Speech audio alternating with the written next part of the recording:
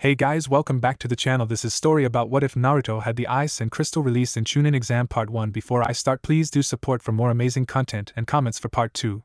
Do consider to subscribe my channel and share my video to your friends and check out the description as well. Let's start the video. I can't stop now. I need to put up a barrier. Minato Namikaze thought while panting before quickly going through hand signs, not believing how badly things had turned out in just one night. A night that was supposed to be one of the happiest nights of his life, along with his wife, Kushina Uzumaki, with it being the night their son Naruto would be born. Both of them having planned for everything in preparation for Kushina's due date, having done so due to her being the Jinchuriki of the Kyuubi no Yoko, requiring preparations for when she gave birth.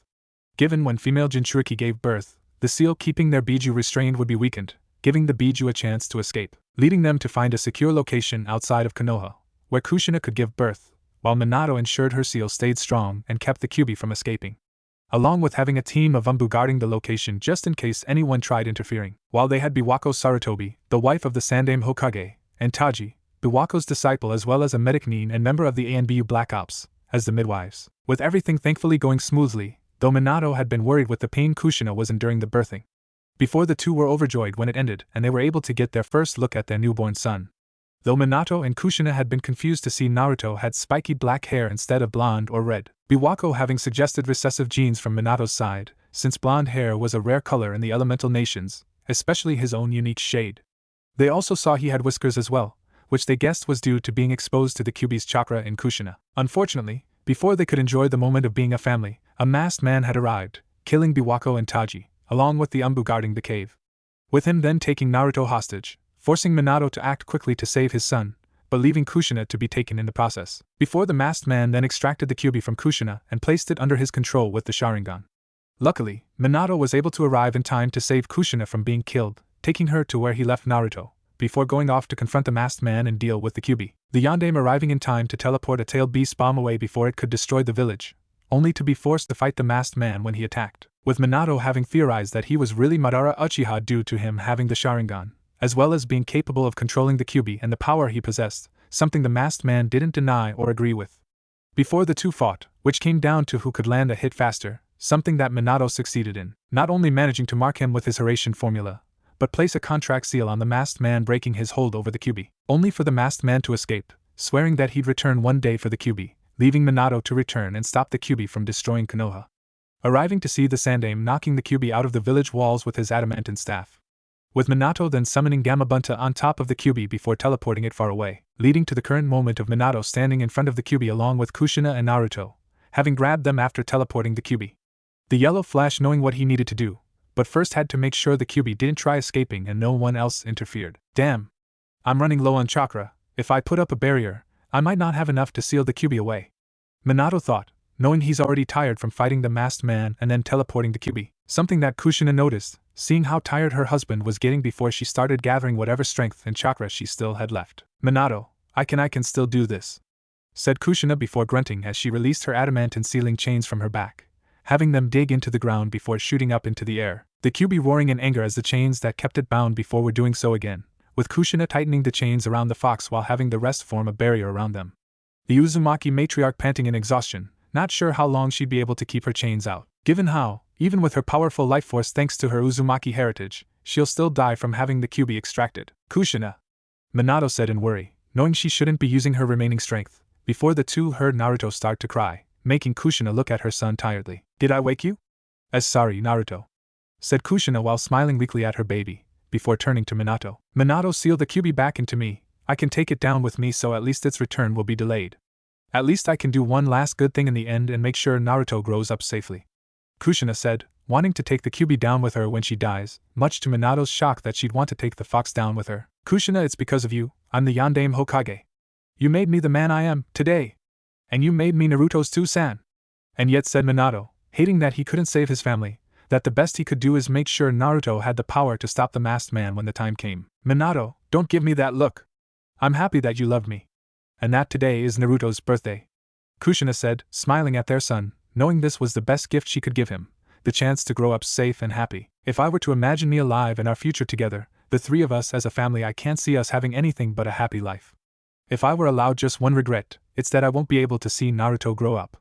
I wish I could have seen that, said Kushina, imagining watching Naruto grow up, becoming the amazing ninja she knew he'd become. With Minato looking at her with tears in his eyes before wiping them away, knowing what he had to do to make sure Naruto was ready. And to make sure that both of them had a chance to meet Naruto, no matter how long it took. Kushina, there's no need for you to die with the Kyuubi. Preserve what little chakra you have left for a reunion with Naruto. I'll seal all of your remaining chakra inside Naruto. Minato said, making Kushina look at him in surprise. It'll be part of the 8 trigram seal, then I'll take the Kyuubi with me with the only Fuinjutsu I can do since I'm not a Jinchuriki, the dead demon consuming seal. Revealed Minato, much to the redhead's horror he'd use that jutsu. The dead demon consuming seal? But whoever uses that jutsu, Kushina said, knowing anyone who used that would die. And one more thing. I'll only seal half of the Kyuubi within myself. Sealing a power that immense is physically impossible, it's also strategically unwise. If you take the Kyuubi and seal it within you when you die, there won't be a Jinchuriki around when it reemerges. It will upset the balance between the Biju. The dead demon consuming seal will seal half the Kyuubi in me forever, and the other half I'll seal it inside Naruto with the 8 trigram seal. Minato said, looking down at Naruto. With Kushina looking at him in shock, he'd want to make their son a Jinchuriki. I know what you want to say, but remember what Jiraiya-sensei said about a crisis in the future, and the calamities that would follow. 2 things were confirmed for me today. That masked man who attacked you is the one who will bring about this crisis, and the one who will stop him is Naruto. I don't know why, but I'm convinced of this, said Minato, believing Naruto was the child of prophecy, that he'd be the one to stop the masked man. But Minato, Kushina said, not wanting him to go through with making Naruto a Jinchuriki, not wanting her son to go through what she did, only for Minato to set Naruto down, and began going through hand signs, ending with clapping his hands together. Dead demon consuming seal, said Minato, Kushina's eyes widening as she saw the spectral figure of the Shinigami appear behind him. Let's put our trust into him. He's our son, after all, Minato stated, knowing Naruto will face challenges, enemies that will try to take him down, but believed he'll be strong enough to keep pushing forward. When I'm finished with the seal, I'll seal your chakra inside Naruto. When the time comes for him to control the Kyuubi's power, I want you to help him out, said Minato, with Kushina gritting her teeth before looking down at Naruto. Our son, he's our son, which is why I don't want to put such a terrible burden on him. Kushina yelled, hating the idea of Naruto having such a burden before he's even a day old. And why use the dead demon consuming seal? If it's just so I can meet Naruto all grown up, even if it's just for a little while, there's no need for you to die. I want you to stay by Naruto as he grows up and protect him. And why? Why does he need to be sacrificed? For the balance of the Biju? For the sake of nations and the village? Why does it have to be Naruto? Why does it have to be you? Demanded Kushina as she panted tiredly while feeling blood fly out of her mouth, doubting she had much longer. To forsake one's nation and one's village is the same as forsaking one's child. Your own homeland was destroyed, so you of all people should know the harsh life that awaits those without a home. Besides, our family is one of shinobi. And finally, even if I were to live, I'm no match to you, Minato admitted, knowing he could never take Kushina's place as Naruto's parent. Even though you won't have much time with him, there are some things only you as his Ka-san can tell Naruto, things that I can't. That's a Ka-san's role. I'm not doing this just for you, I'm doing this for Naruto. I will gladly die for my son, it's my duty as his Tusan, said Minato, kneeling down and picking Naruto up before looking at Kushina, the Uzumaki still not looking happy at his decision, with even the Shinigami watching them. Before Minato set Naruto down and took a deep breath, grunting when he felt the Shinigami's hand go through his back and appear through his stomach. The spectral limbs stretching out towards the Kyuubi and grabbing hold of the Biju. Damn you, Yandame Hokage! The Kyuubi thought, enraged as it felt the Shinigami grabbed it, knowing there's nothing it could do to stop itself from being sealed again, thanks to Kushina and her damn chains. Before the Kyuubi suddenly felt its consciousness and soul being ripped away from its body, the fox only having a moment to realize what happened before being ripped away from its body. No one noticing the Kyuubi's eyes suddenly glazed over or how it went completely still. Seal, Minato said, panting as the Shinigami pulled what he believed was half of the Kyuubi into him as an 8 trigram seal appeared on his abdomen. That didn't feel so bad actually, thought Minato, having expected to feel his chakra network be overloaded from half of the Kyuubi's chakra being sealed into him, or feel like his body would start breaking down. Shaking his head, Minato quickly summoned the ceremonial altar and set Naruto down on it, only to turn to Kushina when she coughed. Kushina, Minato said, rushing over to the redhead. I'm fine, just get it over with, Kushina said, knowing she couldn't talk him out of making Naruto a Jinchuriki. Nodding, Minato bit his thumb before going through hand signs, slamming his hand on the ground at the end. Summoning jutsu, Minato said, with Geratora appearing in a puff of smoke, only for the toad to immediately scream at seeing the Kyuubi. Gaawa! The Kyuubi? And Minato? What the hell's going on here? Geratora shouted, wondering why he'd just been summoned into a situation like this. Geratora, I'm going to give you the 8 trigram seal key.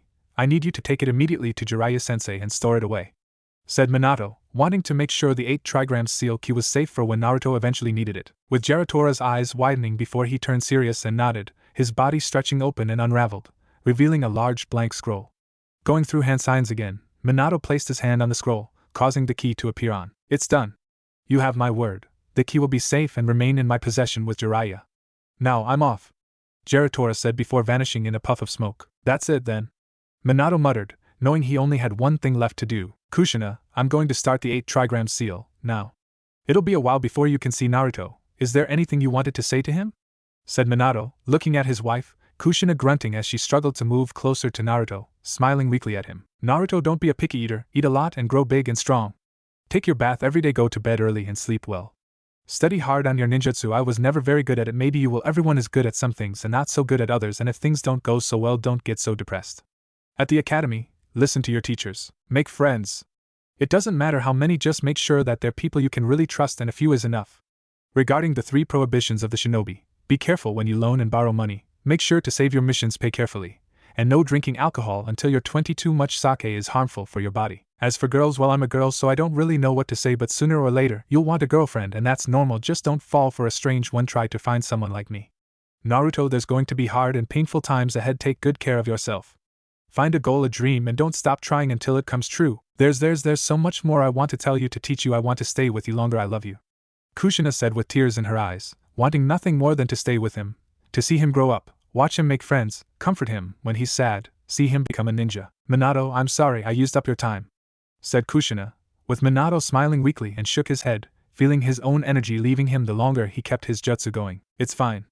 Naruto, my words to you as your two-sen, listen to your motor mouth, Ka-sen, Minato said with a smile as he made a hand sign. 8 trigram seal, said Minato, the Shinigami reaching out and grabbing the kyubi, its entire body turning into chakra that rushed forward into Naruto. Before doing the same to Kushina, the Uzumaki matriarch gasping as she felt the Shinigami grab not just the last of her chakra, but something else as well. Though she didn't have time to think on it, as the Shinigami sealed it away into Naruto as well. With the contract being completed, the Shinigami devoured Minato's soul before vanishing, with both Minato's and Kushina's bodies falling to the ground. The impact startling Naruto awake, with the infant immediately starting to cry, being able to feel something was wrong and that his parents were gone. While the barrier Kushina created faded away, allowing the Sandaime Hokage, Hiruzen Sarutobi, and a squad of Anbu to rush forward. Sarutobi looking at the bodies of his successor, and his wife sadly, bowing his head in silence. Minato, you gave your life to protect the village and seal the kyubi away. Your sacrifice will not be forgotten. Hiruzen mentally swore before he turned to the crying Naruto, picking him up and rocking him gently until he settled down. Gather Minato's and Kushina's bodies, we need to return to Konoha, said Hiruzen, the Anbu nodding before they picked the bodies, with them soon making their way back towards the village, all of them unaware of what truly happened, or that one of those they believed dead wasn't as gone as they thought. Mindscape. Ugh, fuck. Why does everything hurt? You'd think being dead would mean no pain, Kushina thought, feeling like she just had a building fall on top of her, the redhead groaning as she opened her eyes with her vision being blurry. Where the hell am I now? Is this supposed to be the afterlife? It's a lot foggier than I thought it'd be, thought Kushina as her vision started settling, only to find herself staring at what looked to be an endless sea of fog, along with the dark shapes in front of her, only for her vision to finally settle, with Kushina seeing the dark shapes were actually bars before noticing she was inside a cage. And I'm in a cage too? The afterlife fucking sucks, Kushina muttered, not believing she's stuck in a cage in a sea of fog, before her eyes immediately snapped open as all drowsiness left her when the sound of her own voice registered for her. What the hell? What's wrong with my voice, said Kushina, only to trail off when she reached to touch her throat. But rather than seeing her normal, human hand, she instead saw a hand covered in reddish-orange fur with claws bigger than her entire body. Her shock and horror only growing as she saw her arm was covered in the same reddish-orange fur as her hand, with her other arm being in the same state. WH what? WH what I is th this Kushina stuttered as she looked down at her body, seeing she had the upper body structure of a human, but her lower half was a fox's. Slowly looking behind her, Kushina's shock and horror reached its peak when she saw 9 long, sweeping tails behind her. The sight making the Uzumaki scream as loud as she could. Why am I the Kyubi? Screamed Kushina before slapped herself across the face, hoping and praying this was just a dream, only to look at herself and see she was still the Kyubi, much to her shock and horror, not believing that this was happening. Before her eyes widened in realization on just how this happened. The seal, the dead demon-consuming seal. Minato must have made a mistake. He didn't seal half of the kyubi into himself, just the fox's soul, leaving all its chakra. And when he went to seal my chakra, the Shinigami sealed my soul too, Kushina thought, realizing what happened, that her soul and chakra ended up inhabiting the Kyuubi's empty body and merging with its chakra, turning her into the Kyuubi, and she's now sealed inside her own son. Part of Kushina couldn't help but wonder if this was some form of karma with how she had the Kyuubi chained to a boulder, when it was sealed in her. Now she is the Kyuubi and sealed away inside of Naruto, her own son. Well, I'm at least just an entity of chakra, it's not like this permanent. I just need to get the hang of all this, then I can try to reform my body. Kushina muttered, taking solace in the fact she'll eventually be able to reform her own body after getting a handle on her new situation. And at least this way I'll now be able to be part of Naruto's life, rather than just one moment of it. Thought Kushina, feeling happy she'd actually get the chance to see her baby grow up and be part of his life. Time skip one day, Hokage's office, and here I was hoping when I retired it'd be for good. Thought Sarutobi, sighing as he sat within the Hokage's office, now his office once again after retaking the title with Minato's death. Given with the panic and fear everyone was feeling after the Kyuubi attack, he knew it'd help set them at ease to see someone they knew and trusted leading them again. As well as the fact that if he hadn't retaken the position, Hiruzen knew that Danzo would try making a move to become Hokage instead, and for as long as I'm still alive, he won't. Hiruzen thought, knowing the damage Danzo could do if he became Hokage, as despite his claims of doing everything for Konoha, he'd be more likely to turn the entire world against them in his bid for more power. That's not even counting what he'd do to the child. Sarutobi thought, looking at the crib that had been set up in his office, with Naruto sleeping peacefully within it. After returning to the village and meeting with the council and clan heads, Hiruzen thought it'd be best to keep Naruto's Jinchuriki status a secret, not wanting to suddenly tell the entire village that the creature that nearly destroyed their home, killed an innumerable amount of people, including the Yondaime Hokage, was now sealed within a child. Though Sarutobi was pulled from his thoughts when the door to his office opened, making him frown when he saw Hamura, Koharu, and Danzo enter. His frown deepening when he saw the latter instantly look towards the baby. Is there something you three needed? Sarutobi asked. We merely wish to inform you that the clan heads will soon be arriving to discuss the rebuilding efforts, replied Hamura, with Koharu nodding in agreement. We would also wish to know what you are planning to do with the Kyuubi Jinchuriki, Hiruzen? Said Danzo, making the Sandaime frown at him. I have already been making arrangements. I've contacted Jiraiya to return to the village due to him having been named the child's godfather by Minato and Kushina, replied Hiruzen, intending to ask Jiraiya what the child's name was, having not learned what Minato and Kushina intended to name their son. You intend to have the Jinchuriki in the care of that buffoon? Danzo demanded with an annoyed expression at the idea of Konoha's weapon being raised by Jiraiya of all people. Careful how you speak, Danzo, I am your Hokage once more. And no, Jiraiya is far too valuable outside the village with his spy network.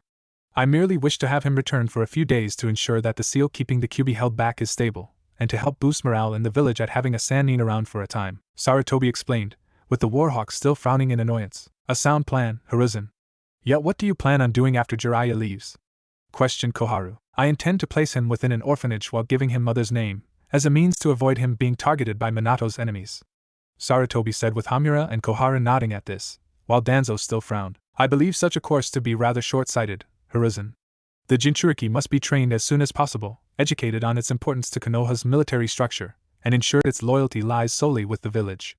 I would be more than willing to take the Jinchuriki and myself to begin preparing it for future training, said Danzo, making the Sandaime narrow his eyes at his old rival, before the door was suddenly slammed open, with the four elders immediately looking, only to see Mikoto Uchiha and Hitomi Higa, with Mikoto being a fair-skinned woman with long, straight black hair with bangs hanging on either side of her face to roughly frame her cheeks and black eyes. She wore a simple dark purple blouse with a red plum skirt and a blue ninja sandals, and Hitomi also had pale, fair skin, long, dark purple hair slightly past her waist and side bangs framing her face down to her shoulders, and pupilless pale white eyes with a lilac tint. While wearing a long-sleeved, purple kimono, blue ninja sandals, and was heavily pregnant at the moment, with both matriarchs glaring at Danzo, having heard what he said before coming in. His name is Naruto, and there's also no way in hell you'll lay a finger on him, Mikoto said, glaring at the Warhawk. Mikoto, Hitomi? What are you both doing here? Hiruzen asked, while feeling a headache beginning to form. Forgive us, Hokage-sama, but after what happened last night and learning about Kushina's and Minato's death, we wanted to make sure their son was alright.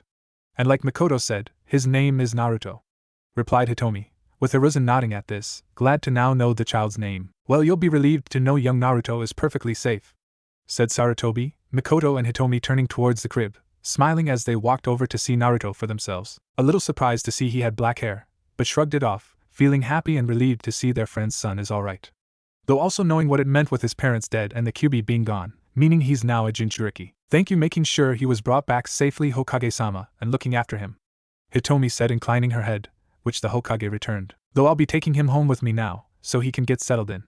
added Mikoto, picking Naruto up, causing the Hokage and elders' heads to immediately snap towards her. Absolutely not. Neither of you have any right to take the child with you, as he is not part of either of your clans. Hamura said, not wanting to risk either the Uchiha or Hyuga clans taking the Jinchuriki in, especially the Uchiha. Maybe we don't share blood, but I am Naruto's godmother as well as his legal guardian, with Kushina and Minato both being gone. So I'm well within my right to bring him with me. Mikoto said, looking at them with a raised brow, while Hitomi nodded in agreement. I also made the offer to his parents to take Naruto in should anything happen to them, and if Mikoto was unable to. Something Minato and Kushina both agreed to as well, said Hitomi. Yet that would still put you behind the child's godfather, Jiraiya, who I believe would be better suited in taking the boy in, given I'm sure you two will be busy with helping your clans rebuild, and your own children, said Koharu, only for both matriarchs to look at her blankly. Jiraiya? Raising a child? Said Mikoto, knowing how ridiculous that sounded, not only at the idea of Jiraiya managing to stay in Konoha long enough to raise Naruto, but the chance of him traveling around with Naruto. Something that'd only be detrimental to the infant, being taken from place to place, never being able to settle down anywhere and always being on the move. That's not counting the chance of his heritage being discovered by his parents' enemies. Given it's known Jiraiya was Minato's teacher, so it'd be suspicious for him to be seen with a child with either his or Kushina's last name. I'm afraid that I still can't allow either of you to take Naruto with you. As a Jinchuriki, he can't be taken in by any clan, which could lead to him favoring them over the rest of the village, something that cannot happen. And I have already decided to place Naruto in an orphanage with his mother's name, ensuring he will remain hidden, Hiruzen said, with Mikoto and Hitomi scowling at the idea of Kushina's son being left in an orphanage. It's already been decided, Hokage-sama. Mikoto as the godmother will be able to take Naruto with her, due to it being a matter between the Uchiha clan and Uzumaki clan. Putting it out of your boundaries to stop us, said Hitomi, with Mikoto nodding in agreement before they prepared to leave, only to stop when the Sandaime spoke again. Then you both leave me no choice. I am forbidding both of you from taking Naruto in or interacting with him at all, indefinitely, said Hiruzen, with Mikoto and Hitomi freezing in place, before the Ravenet slowly moved back to the crib and set Naruto down, before her head snapped towards the Hokage, with her Sharingan having activated in response to her anger, Hitomi's Byakugan also activating as well. Both women glaring at the Hokage and elders that they were trying to stop them. You can't do that. It would be interfering in clan business, something the Hokage has no say in what happens or what's done, Hitomi said, angry that the Hokage was actually stopping them from taking Naruto in or even interacting with him. Actually, he can. While the Hokage is normally forbidden from interfering in clan-related business, they are able to interfere should that business prove to threaten Konoha's stability and safety. And as the village's Jinchuriki, any interference in the boy's life can be counted as such, said Danzo with a smug smirk, pleased that Hiruzen was for once acting like a real Hokage. Yet planning to turn him into an emotionless drone is perfectly fine, hissed Mikoto, glaring at the Warhawk before turning back to the Hokage. And you, I had thought you'd at least want to honor Kushina's and Minato's wishes, to make sure their son was raised in a loving environment, instead of just leaving him alone with no one to care for him. Mikoto said, angry that the Sandaime would actually go this far. I am honoring their wishes by ensuring their son is safe and does not draw any attention that would reveal his heritage or status, retorted Sarutobi, only for both women to scoff at his words. No, you aren't. You're leaving him alone to fend for himself. And why is that? Are you hoping to make him easier to manipulate into being a good little soldier? Because that's all we see you doing, said Hitomi, with Sarutobi looking at them neutrally. My decision is final. Either of you will be taking Naruto and nor will you be allowed to interact with him, Hiruzen stated, with the elders nodding in agreement, though it seems both of you may not be trusted to interfere where you are needed. So, to ensure you both do not approach the Jinchuriki, we will be issuing restraining orders against both of you, added Hamura, much to their disbelief and anger, with Mikoto looking ready to attack them, only for Hitomi to put a hand on her shoulder and lean in close to her. Don't, you'll only be giving them more ammo. The best thing we can do is simply play along until we can figure something out, where they can't stop us from taking Naruto in, Hitomi said quietly, with Mikoto reluctantly nod but still glared at the Hokage and elders. Fine, enjoy your petty little victory and damning an innocent child to being alone. I hope it tastes like ashes. Mikoto spat before she and Hitomi took their leave, with Hiruzen frowning at their words. You made the right choice, Hiruzen. A Jinchuriki must be seen putting the village above all else, not just a single clan. And we especially can't let the Uchiha get their hands on the Kyuubi, if they did have a hand in the attack, Koharu said, with the Sandaime nodding slowly, knowing it needed to be done for the good of Konoha. And with the Uchiha compound being moved, I'll ensure that never happens, Danzo thought, making plans to find any and all documentation listing Mikoto as Naruto's godmother to be gathered up and destroyed. And with the plans to relocate the Uchiha clan outside the village, as well Minato's and Kushina's deaths, it gave him the perfect opportunity to find and confiscate all of them, ensuring they'll have no proof to try and get their hands on the weapon. Plus, If everything goes as he plans, then Danzo knew in a few years they wouldn't have to worry about the Uchiha clan at all, none of the elders being aware that someone else had been listening in on their conversation. Mindscape. You decrepit motherfuckers. If I wasn't stuck in here, I'd beat you all within an inch of your miserable lives, then hang you up by your fucking entrails. Kushina roared, enraged at what she just saw and heard. Having managed to modify the seal so she can see and hear what Naruto does, given the fact the 8 trigram seal was an Uzumaki clan Fuinjutsu, and their natural affinity with seals, making it easy for her to make some changes. With the new Kyuubi having been annoyed when she heard the Sandame's plan to leave Naruto in an orphanage, only to be relieved when Mikoto and Hitomi arrived, happy that her friends would make sure her son grew up safe, happy, and loved, before her annoyance returned and quickly turned into rage when she saw the Sandame, and those fossils not only stopped them from taking Naruto, but they actually went far enough to go outside their boundaries to forbid them from even interacting with Naruto, even going far enough to place restraining orders against them. I swear when I get out of here, and if anything happens to my baby, I will gut them with a kami-damn smile on my face, use their bodies to build a home, and then paint it with their blood, growled Kushina, hating that she couldn't just break the seal and escape without endangering Naruto, knowing that for now, she had to wait until she was ready to reform her old body and meet her son, then find a way to escape without him dying. But for now, she'd have to wait and bide her time, while doing what she can to make sure her baby was safe. Timeskip 5 years. If you two are really Hyuga, then show us your Byakugan, said a young boy as he and 2 others stood around 2 5-year-old girls. The first girl had short, dark blue hair in a haimcut, and bangs that went down to her chin on either side of her face, fair skin, and pupilless pale white eyes with a lilac tint. With her wearing dark maroon shoes, blue pants, a pale purple shirt, a pale maroon coat, and a pale yellow scarf with stars on the ends. And the second girl had long dark brown hair that went down to the middle of her back, with long parted bangs with a single lock of hair that fell down in front of her face, fair skin, and the same pupilless pale white eyes with a lilac tint as the first girl. With her wearing dark blue boots, dark blue pants, a black shirt, white wristbands, and a tan hooded jacket. These two were Hinata Hyuga and Hanabi Hyuga, the twin daughters of the Hyuga clan head, Hiashi Hyuga, and his wife, Hitomi Hyuga, with the sisters having gone out with their caretakers Ko and Natsu to play in the snow, given it was a rare moment when their father wasn't having them train for the entire day, while managing to slip away from Ko and Natsu to enjoy themselves before they had to go back home, only for them to end up running into the 3 older boys currently surrounding them, before they began demanding to see their Byakugan. We don't have to show you anything, Hanabi retorted, glaring at the boys. And why not? You Hyuga always like showing off your freaky eyes. Why don't you show them now? The second boy said tauntingly while shoving Hanabi back. Because we don't like wasting our time on losers, like you 3.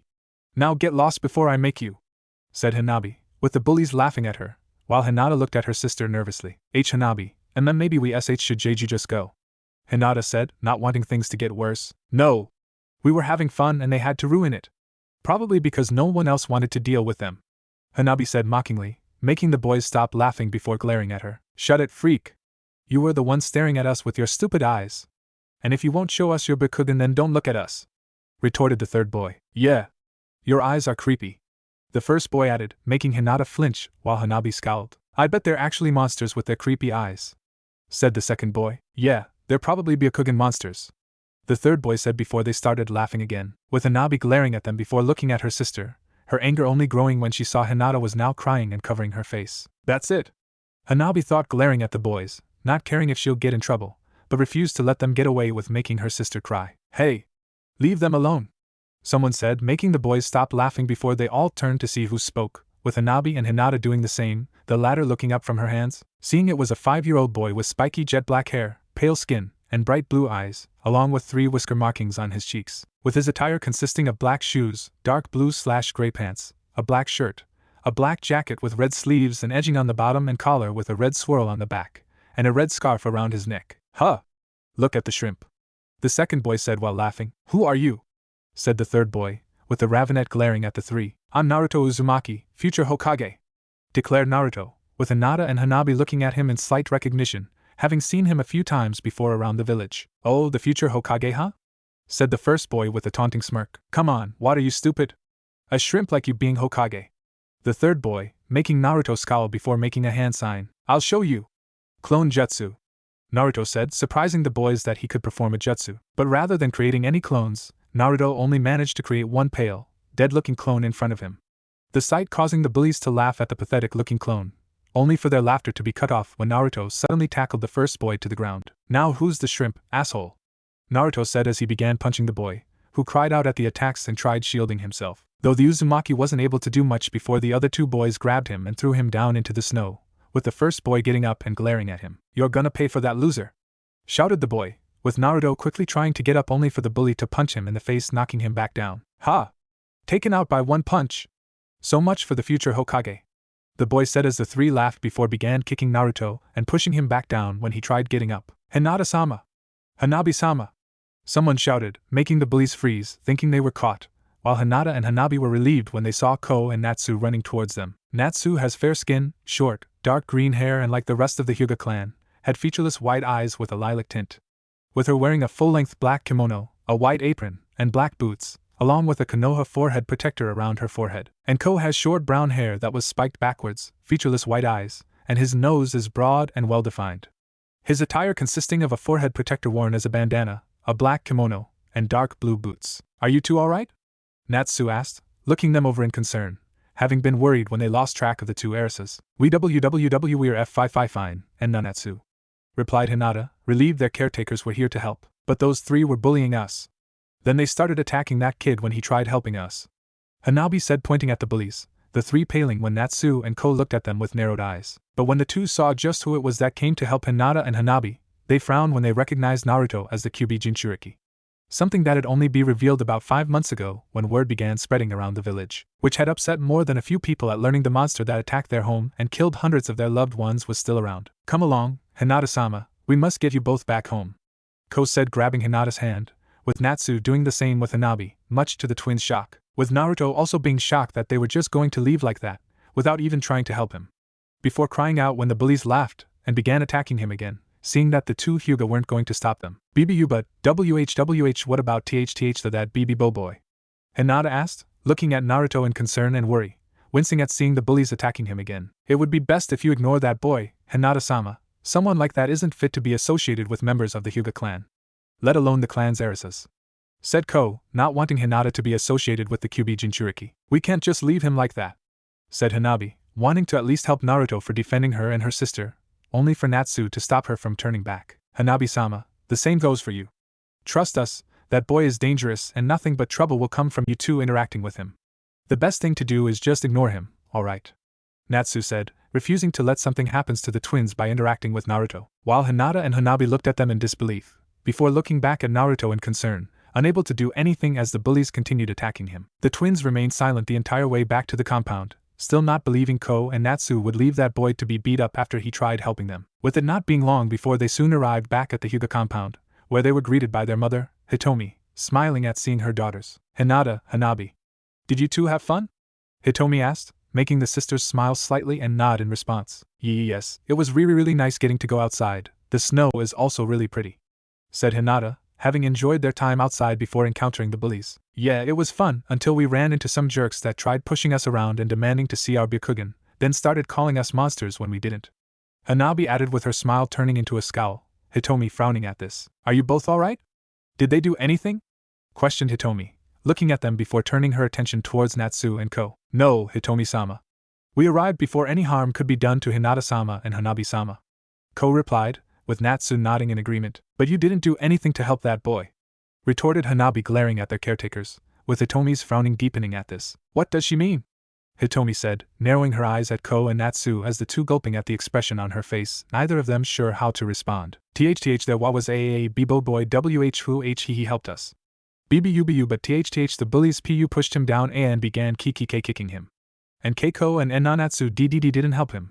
THTH then they left him alone and told us not to interact with him," Hinata revealed, the Hyuga matriarch going still at hearing this, before her expression slowly turned to one of cold fury as she looked at Ko and Natsu, with both Hyuga paling and shaking at the look on Hitomi's face, now lacking the usual warmth she was known for. While Hitomi didn't take long to guess who it was that helped her daughters, only to then be left alone to be attacked. "You two left a 5-year-old boy alone to be hurt and attacked after he came to my daughter's defense? Am I understanding that correctly?" Hitomi said coldly while moving past her daughters, with Hinata and Hanabi looking at her in shock, having never seen their mother act or sound like this. "WWE on only did WHWH what WWE THTH thought WWW was BBB best." Ko stuttered while lowering his head, knowing exactly what that tone entailed. That they're no longer standing before the kind and caring Hyuga matriarch, they were now looking at one of the 3 demon queens of Konoha. a nickname that Hitomi shared with Makoto and Kushina during their time fighting in the Third Great Shinobi War, given how they became viewed as demons by their enemies. With Kushina's skill in Kenjutsu, Fuinjutsu and her adamantine sealing chains, plus, unknown to Ko and Natsu, being a Jinchuriki of Kyubi and her already fearsome temper. Having been known as the red-hot-blooded habanero as a child before being regarded as the Crimson Death as an adult. While Makoto had her Sharingan, Taijutsu, fire-style ninjutsu, and Genjutsu, the latter of which being where she truly thrived.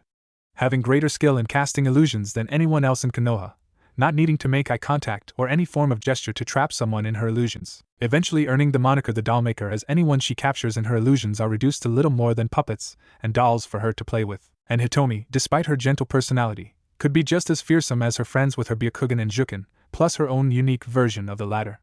Having incorporated her wind and water affinities into her Juken, making it even deadlier, being able to push elemental chakra into an opponent's tenketsu, with wind chakra shredding them from the inside out, and water chakra allowing her to even control their movements.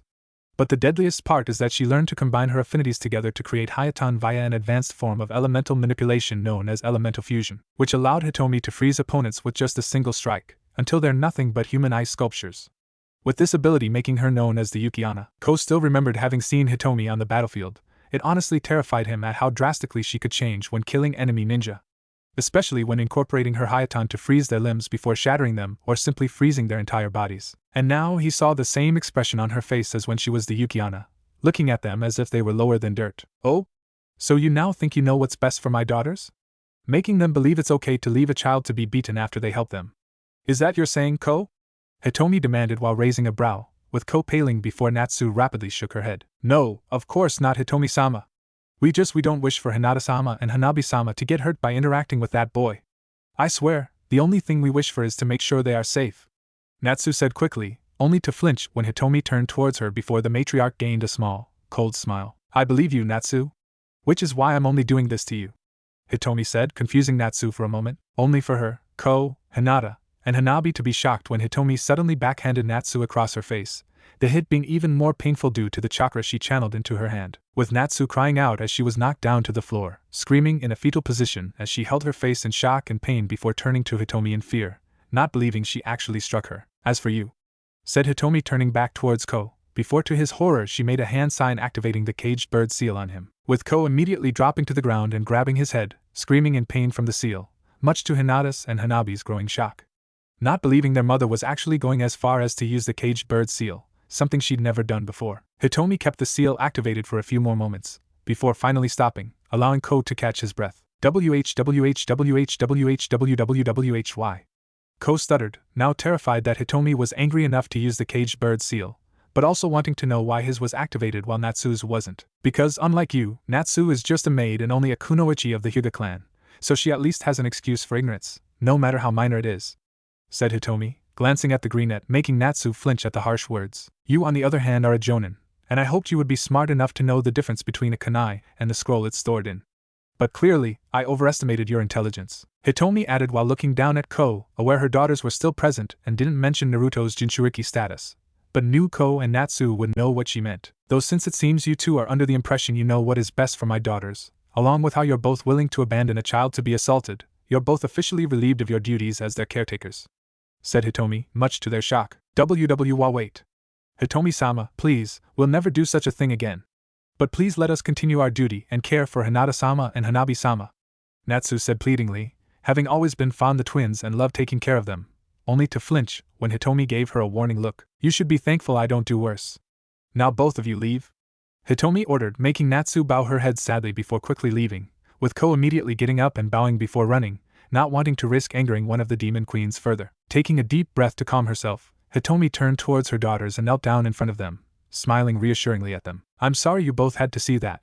I was just very upset at hearing what they did, Hitomi said, with Hinata and Hanabi still looking at her shock. Why did you do that, Ka-san? Hinata asked, not believing their kind and caring mother not only struck Natsu, but activated Ko's caged bird seal too. Is it because of that boy? Questioned Hanabi, wondering why she'd reacted like that over a stranger, even if he did help them. Yes, it's because of Naruto, replied Hitomi, surprising them that she knew his name. How do you know this name? Hanabi said, given they didn't mention Naruto's name. That would be because I was very close friends with Naruto's mother, Kushina. Unfortunately, she and her husband died the day Naruto was born, being victims of the QB attack. Hitomi revealed, surprising them again, before Hitomi continued. Me and our other friend, Mikoto Uchiha, had actually planned to take him in. Mikoto, especially since she's his godmother, and I would have taken him in if she was unable to, said Hitomi with a frown. We could have had a brother? Hinata asked in surprise, making Hitomi smile and nod. Yes, and even if he wasn't raised with us and instead lived with Mikoto, both of you still would have met him plenty of times, along with Mikoto's own children, said Hitomi, with the sisters imagining what it would have been like to have Naruto as a brother. Why didn't you then? Questioned Hanabi, causing the matriarch's smile to turn into a frown before sighing. Because the Hokage and the elders had forbade us from taking Naruto in or even interacting with him, placing restraining orders against Mikoto and I to ensure we didn't go near him, Hitomi replied, shocking the twins. Why would the Hokage do that?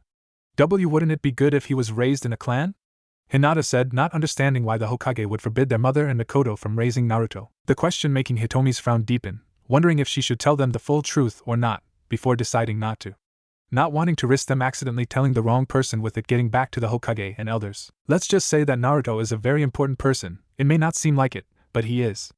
And the Hokage believes that because of who Naruto is, he's important to the village, and believes that if Naruto was taken in by me or Mikoto, he'd grow up to favor our clans over the whole village. So, instead, he's made it so no one can raise Naruto, believing that will make him only care about the village as a whole, since he has no one that cares about him, explained Hitomi, with Hinata and Hanabi frowning at this. That sounds stupid, Hanabi said bluntly, wondering how someone could care about the village if they didn't have anyone in the village to care about or who cared about them. Yes, it certainly is, Hitomi said, smiling at her daughter before facing both of them. But that's also why you both should try to befriend Naruto, and show him there are those that care.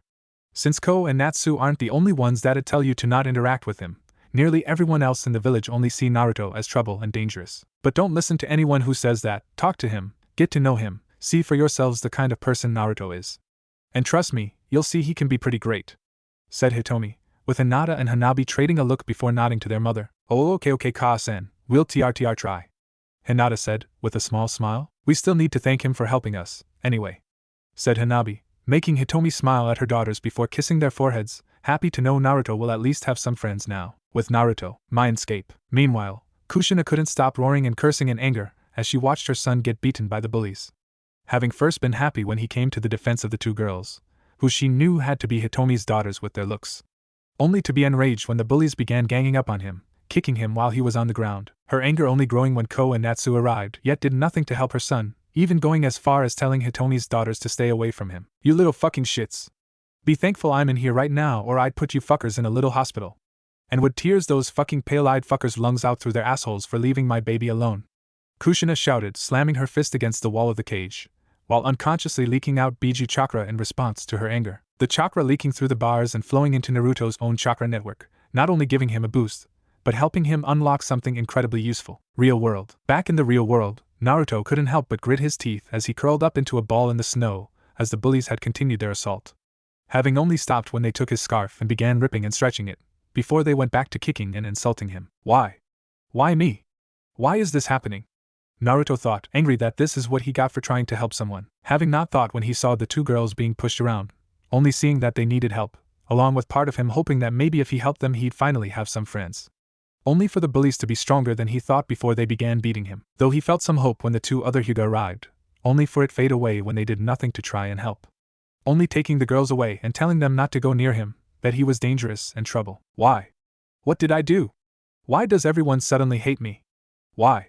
Thought Naruto as his anger grew, wondering what he did to suddenly start being hated, isolated, and glared at by everyone. Naruto squeezed his eyes shut when he felt a sudden stinging sensation in them, only for them to snap open at a sudden rush of power through his body. Not seeing his whisker marks becoming thicker and bolder, his pupils narrowing into slits as his eyes turned red, his nails growing into claws, his canines becoming fangs, or as steam began emitting off his body, with the snow fall around them intensifying into a blizzard. What Naruto did feel though, was anger and hatred at these bullies for attacking him, before he glared at them, while everything suddenly seemed to be going in slow motion.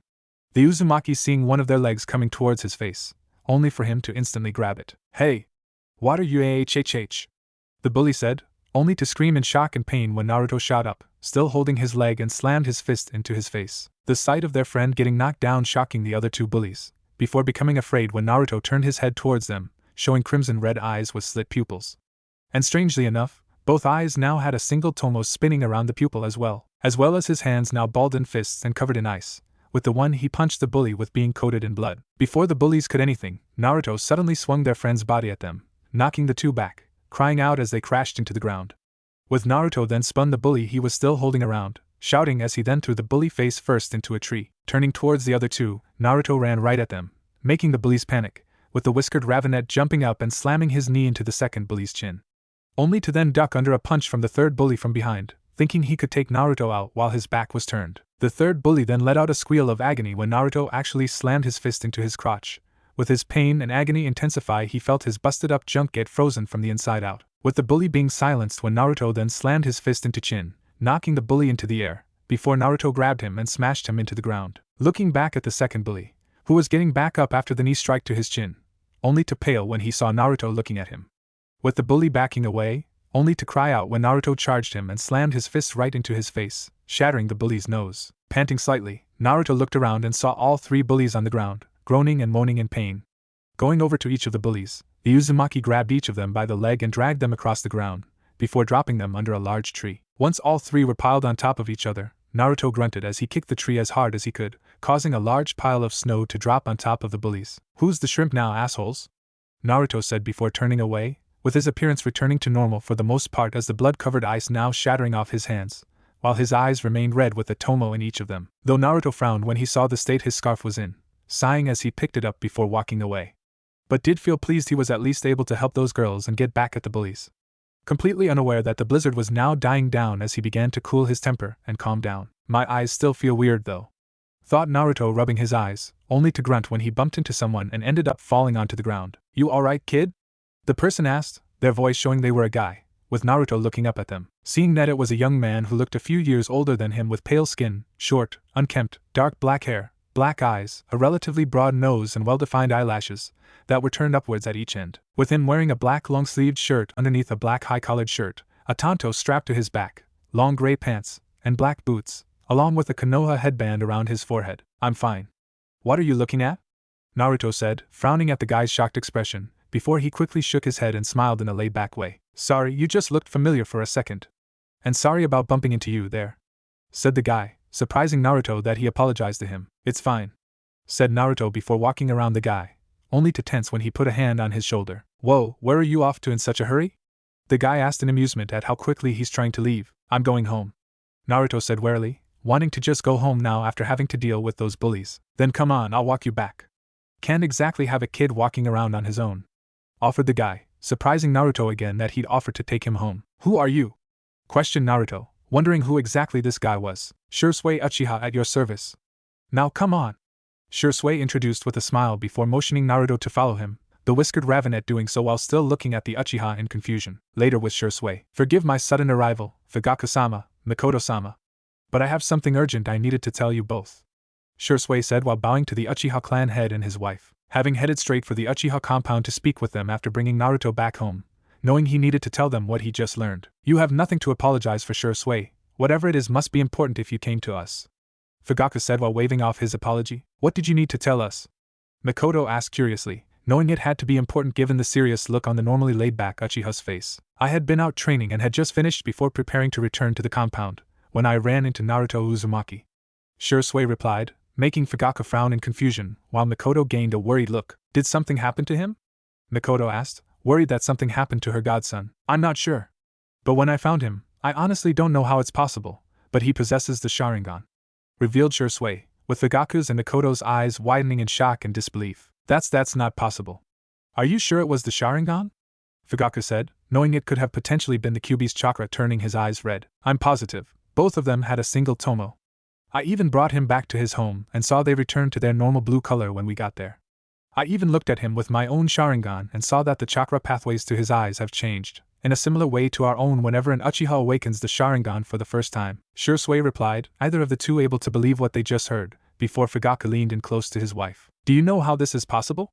"Could either of them have?" Fugaku said quietly, with Mikoto shaking her head. "Kushina definitely didn't have any Uchiha blood and Minato never showed any sign of having the Sharingan, either. But no one really knows who his family is. It's possible he was descended from an Uchiha, and just never awakened it. It'd also explain why Naruto has black hair." said Mikoto, Fugaku nodding slowly in agreement since that's the most likely possibility. Thank you for bringing this to our attention, Shursui. Though I must ask you don't tell anyone else of this, either.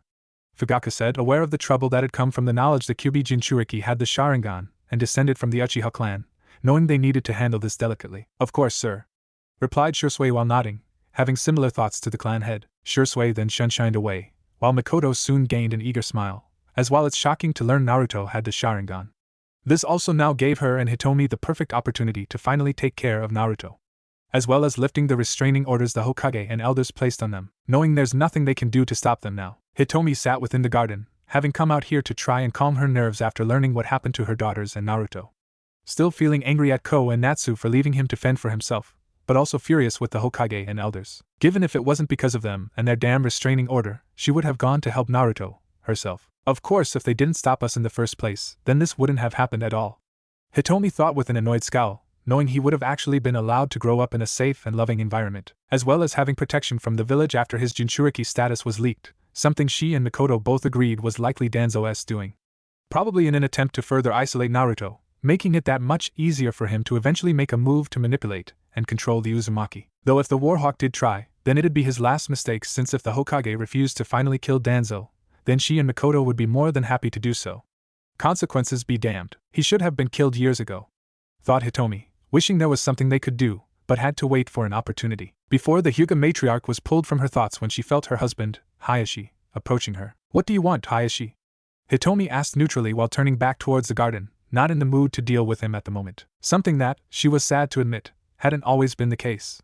Having once enjoyed spending time with Hayashi, whenever she could. Unfortunately, that started changing once he became the Hyuga clan head, becoming more rigid and serious in leading the clan, but still at least made time for them to spend together while showing that he still had a kind and caring side. Only for things to really start deteriorating when Hinata and Hanabi were born, with Hayashi immediately starting their training when they were old enough and held nothing back. Much to Hitomi's growing worry and frustration whenever she saw the state they were in afterwards. Then what's now known as the Hyuga affair happened, where Kumogakure's head ninja tried kidnapping their daughters.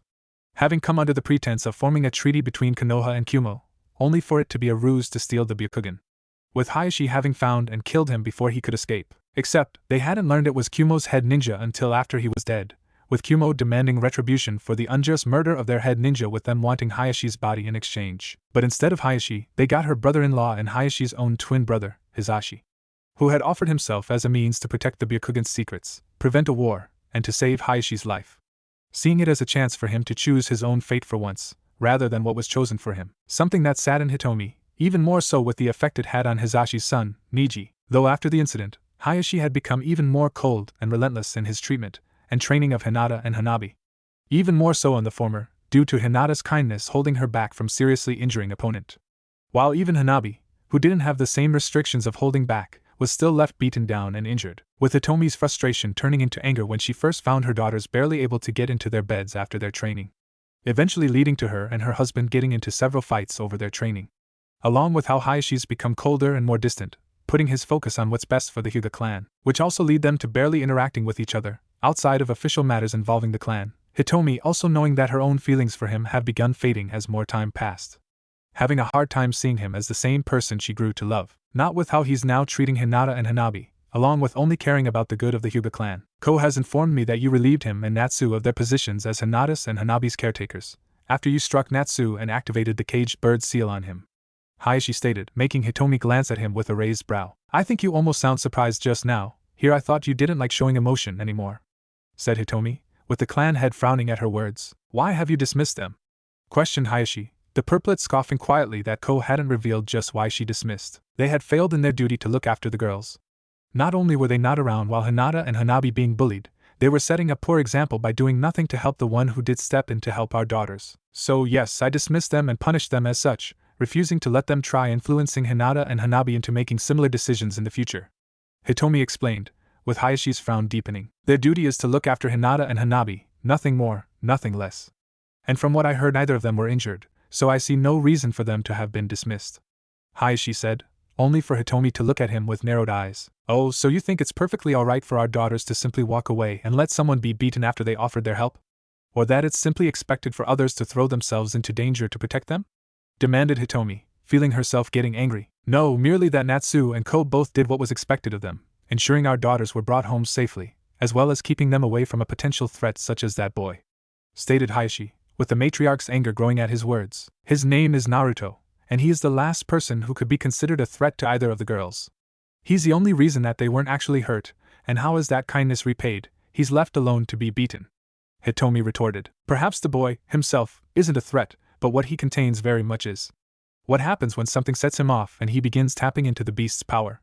What will happen to Hinata or Hanabi should they be near him when that happens? And even if it wasn't for his status, the boy is still nothing but trouble, pulling childish pranks and vandalizing property just to get attention.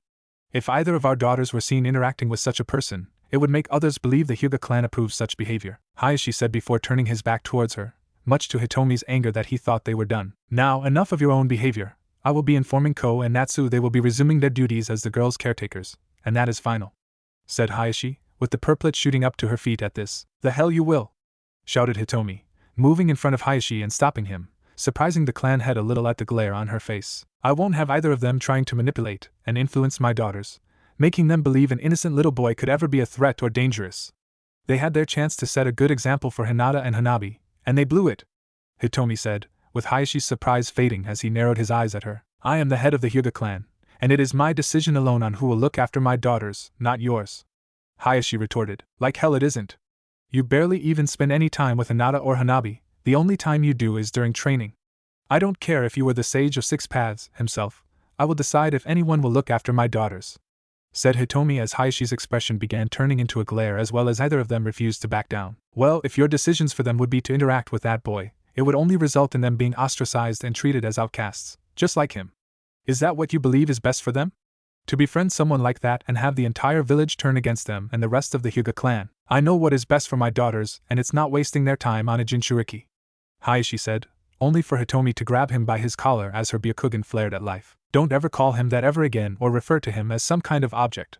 He's the son of one of my best friends, and if I had my way, he'd be living here regardless of whether you and the rest of those stuck-up elders liked it or not. And no, you don't know what's best for Hinata or Hanabi, you only know what's best for the clan. You barely even treat them as your daughters anymore, only seeing one of them as a successor to mold until they're as cold, unfeeling, and obsessed with the Hyuga clan as you and the elders are," Hitomi yelled before shoving Hayashi back, making him stumble for a moment, but managed to catch himself as the purplet glared at him. "I told Hinata and Hanabi who Naruto is. I encouraged them to get know him, to befriend him, and repay the kindness he showed them when he had no reason to help them. Because that is the right thing to do, and I will make damn sure both of my daughters grow up to be better than the rest of us. And you will not be assigning anyone else as their caretakers either.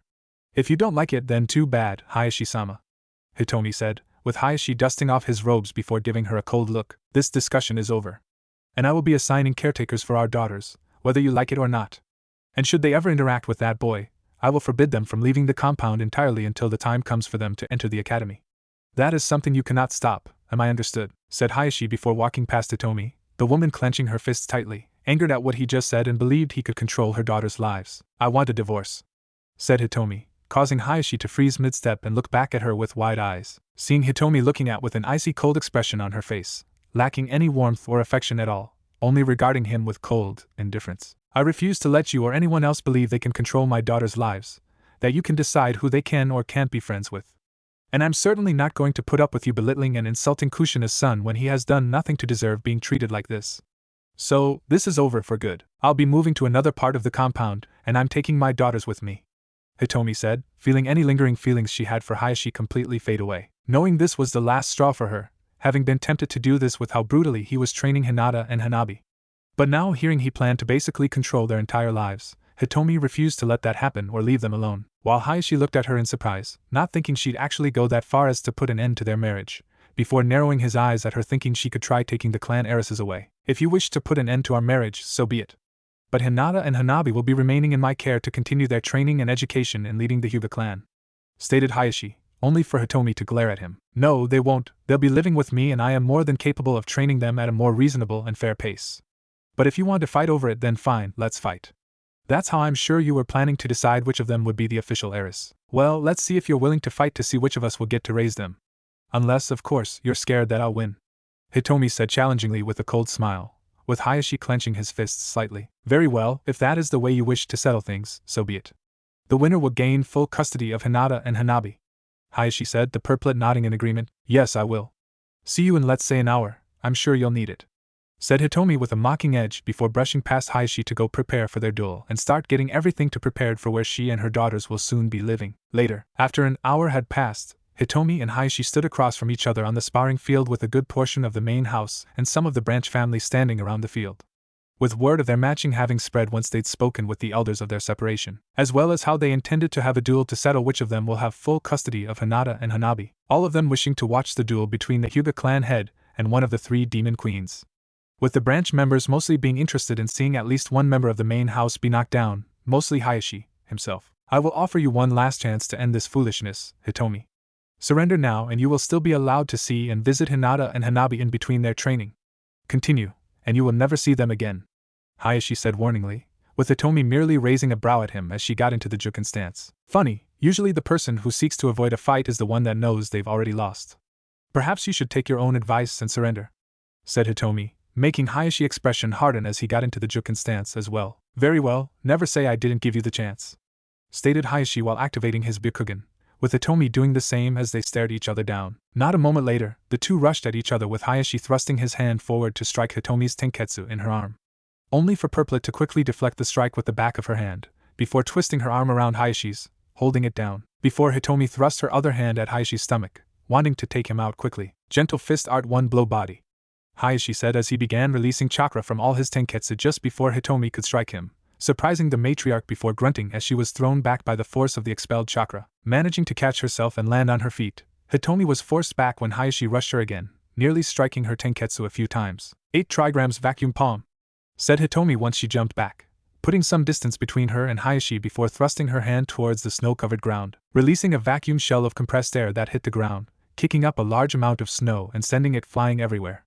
With Hitomi rotating her arms around while expelling her chakra through her tenketsu to manipulate the snow until it melted into water. Water needles, Hitomi said before she began rapidly thrusting her palms forward, hitting the water and sending it flying towards Hayashi in the shape of Sanban. Narrowing his eyes at the sight of the water needles flying towards him, Hayashi stood his ground before he began giving his own rapid strikes, destroying each needle before they could hit him, until he gave a final palm thrust forward, unleashing a powerful wave of chakra. 8 trigrams mountain crusher, said Hayashi with the wave of chakra destroying all the remaining water needles, before continuing on towards Hitomi. 8 trigrams palm rotation, Hitomi said as she began spinning around, releasing chakra from all her tenketsu as it formed a barrier around her, protecting her from the wave of chakra. Though Hitomi had to release more chakra when her rotation started straining under the attack, before finally being able to lower it, only to grunt slightly when Hayashi had closed the distance between them and struck her in the shoulder, sealing one of her tenketsu. You're within my range of division.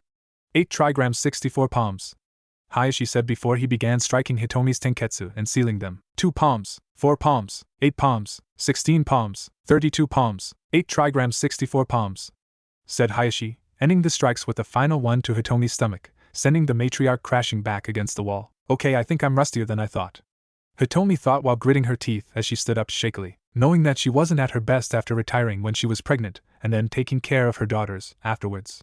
But now seeing firsthand, she really wasn't in the best shape after not training for so many years. Surrender now, Hayashi said, believing the duel was over with so many of her tenketsu sealed, with Hitomi having managed to stand up fully and stop shaking, before taking a deep breath while channeling some lightning chakra into her hand.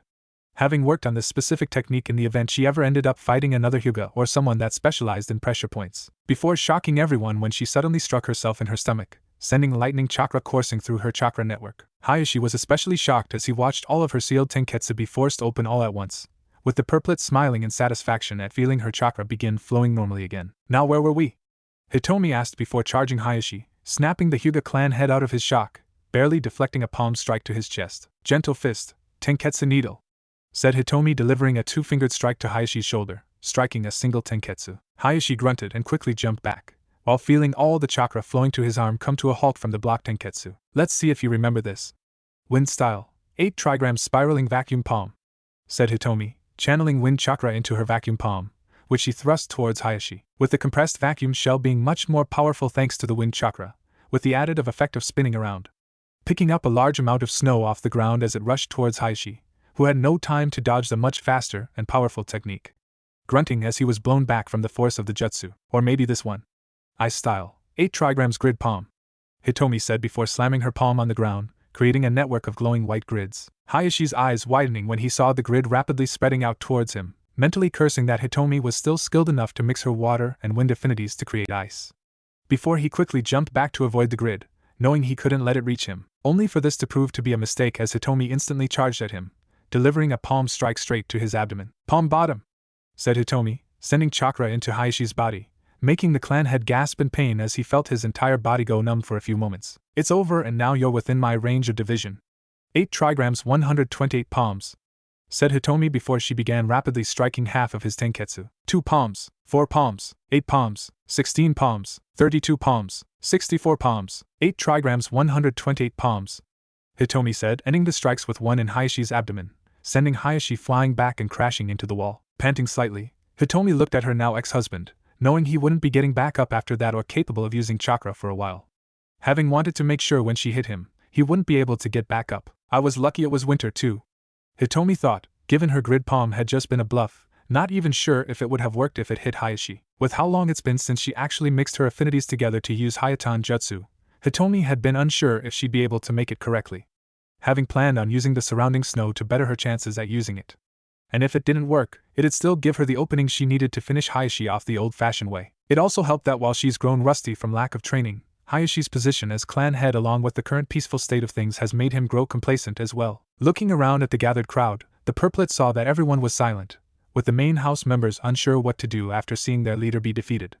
While the elders looked at Hayashi in disappointment, making her mentally scoff since they'd likely see it as an insult for him to have lost at all. While the branch members didn't say or do anything, but Hitomi could feel and see the satisfaction in some of their eyes at seeing Hayashi be taken down. Knowing she's won the fight, Hitomi moved past the crowd and back inside to get her daughters, so they can move into their new home. Those stopped before reaching their rooms, smiling slightly as she turned towards a closed door. "Hinata, Hanabi, I know you both were watching. Come out," Hitomi said, causing the door to open as both her daughters stepped out while looking down at the ground. "SS so sorry, Keikaka-san," Hinata said since they'd been told to stay in their rooms during the duel, but Hanabi had convinced her to go watch. "Yeah, sorry Ka-san. But we really wanted to see you fight, and you were really great. I didn't know you could combine your elemental affinities with the Jukin," said Hanabi while looking at Hitomi in amazement, making Hitomi smile and rub their heads affectionately. Though it took some convincing on Hanabi's end to get Hinata on board with it, due to it being hard for her to hold a grudge. "It's fine girls, it must be surprising to see that your Ka-san is a fighter, and while I may be a little rusty, that doesn't mean I'm still not plenty strong," said Hitomi, with the twins nodding in agreement. "As for combining my elemental affinities with the Jukin, it's not exactly something you'd expect, but it's something I worked on, wanting to add my own unique twist to our fighting style," Hitomi added. "Would we be able to learn to do that, Ka-san?"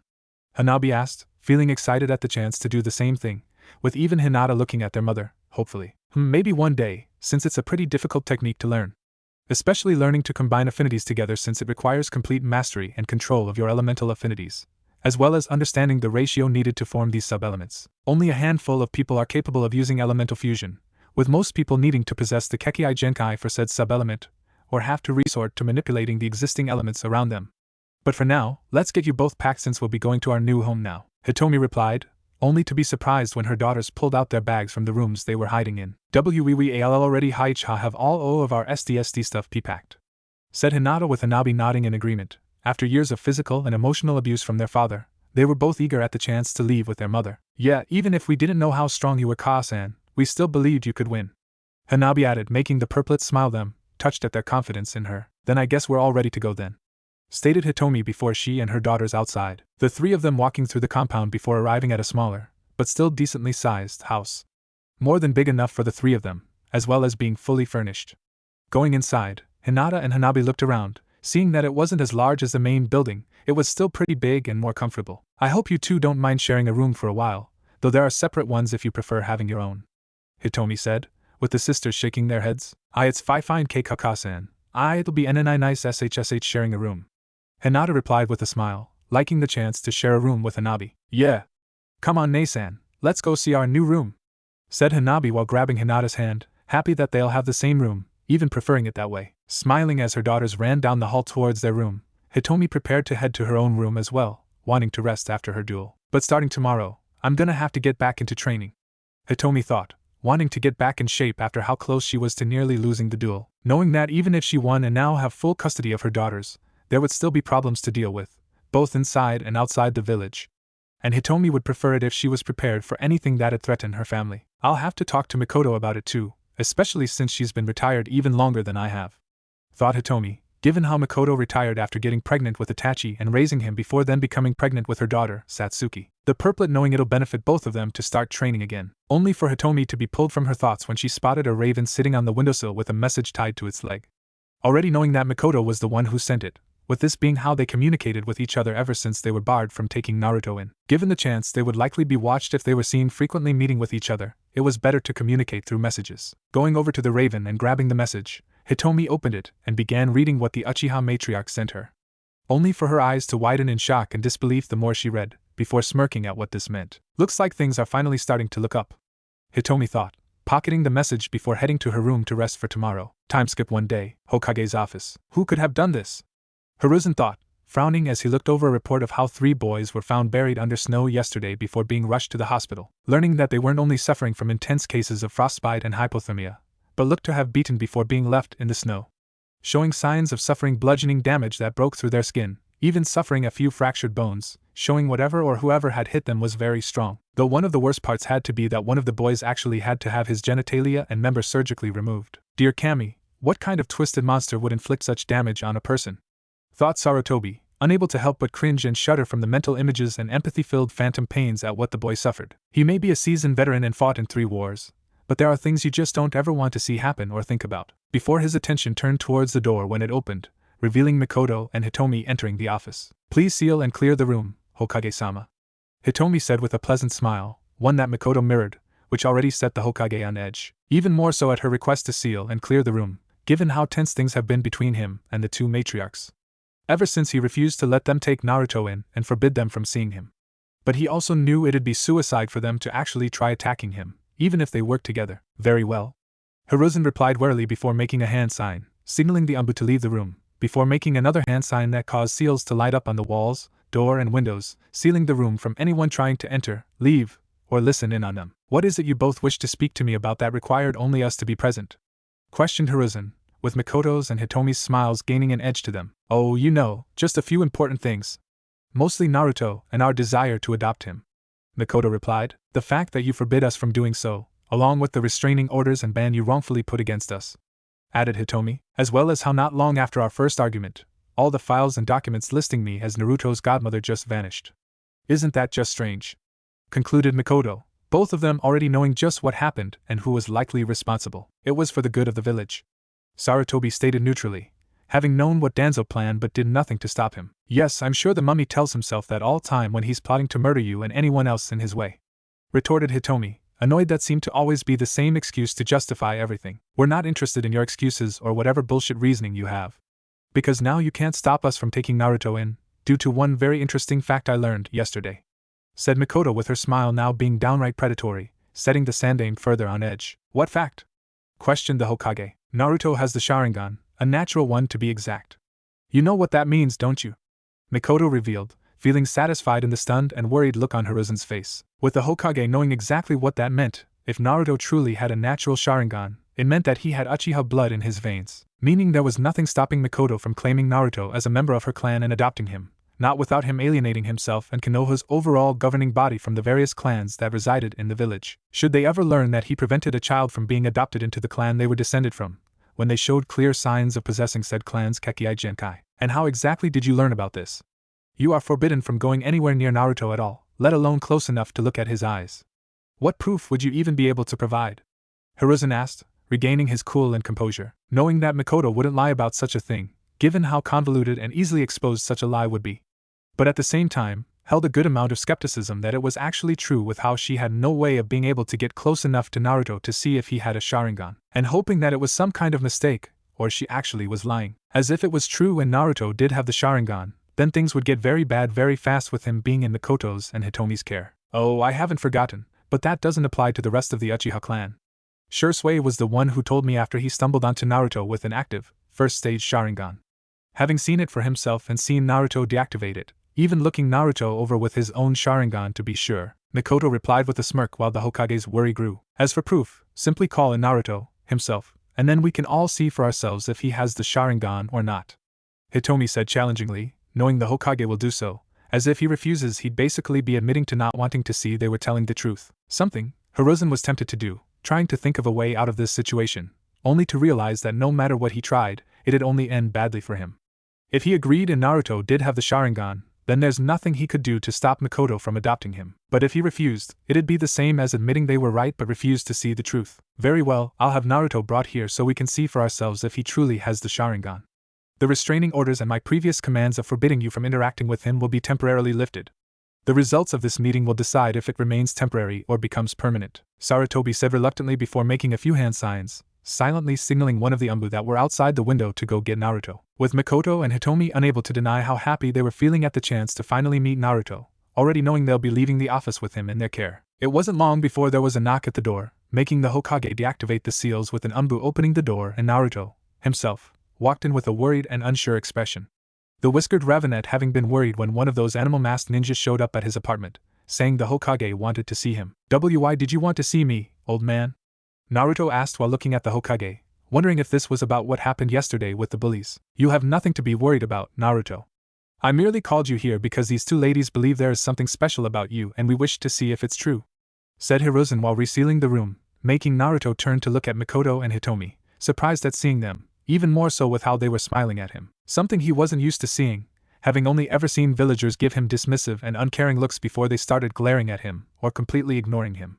Now seeing these two women actually smiling at him, Naruto wasn't sure how to react. Hello? Naruto said shyly before he was further surprised when Hitomi suddenly squealed and picked him up.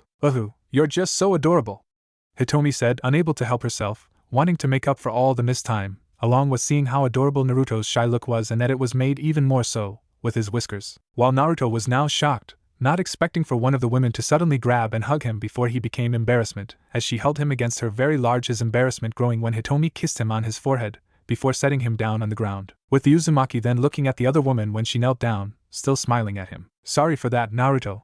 Hitomi can just be really affectionate. We both also been looking forward to finally getting a chance to meet you, officially anyway.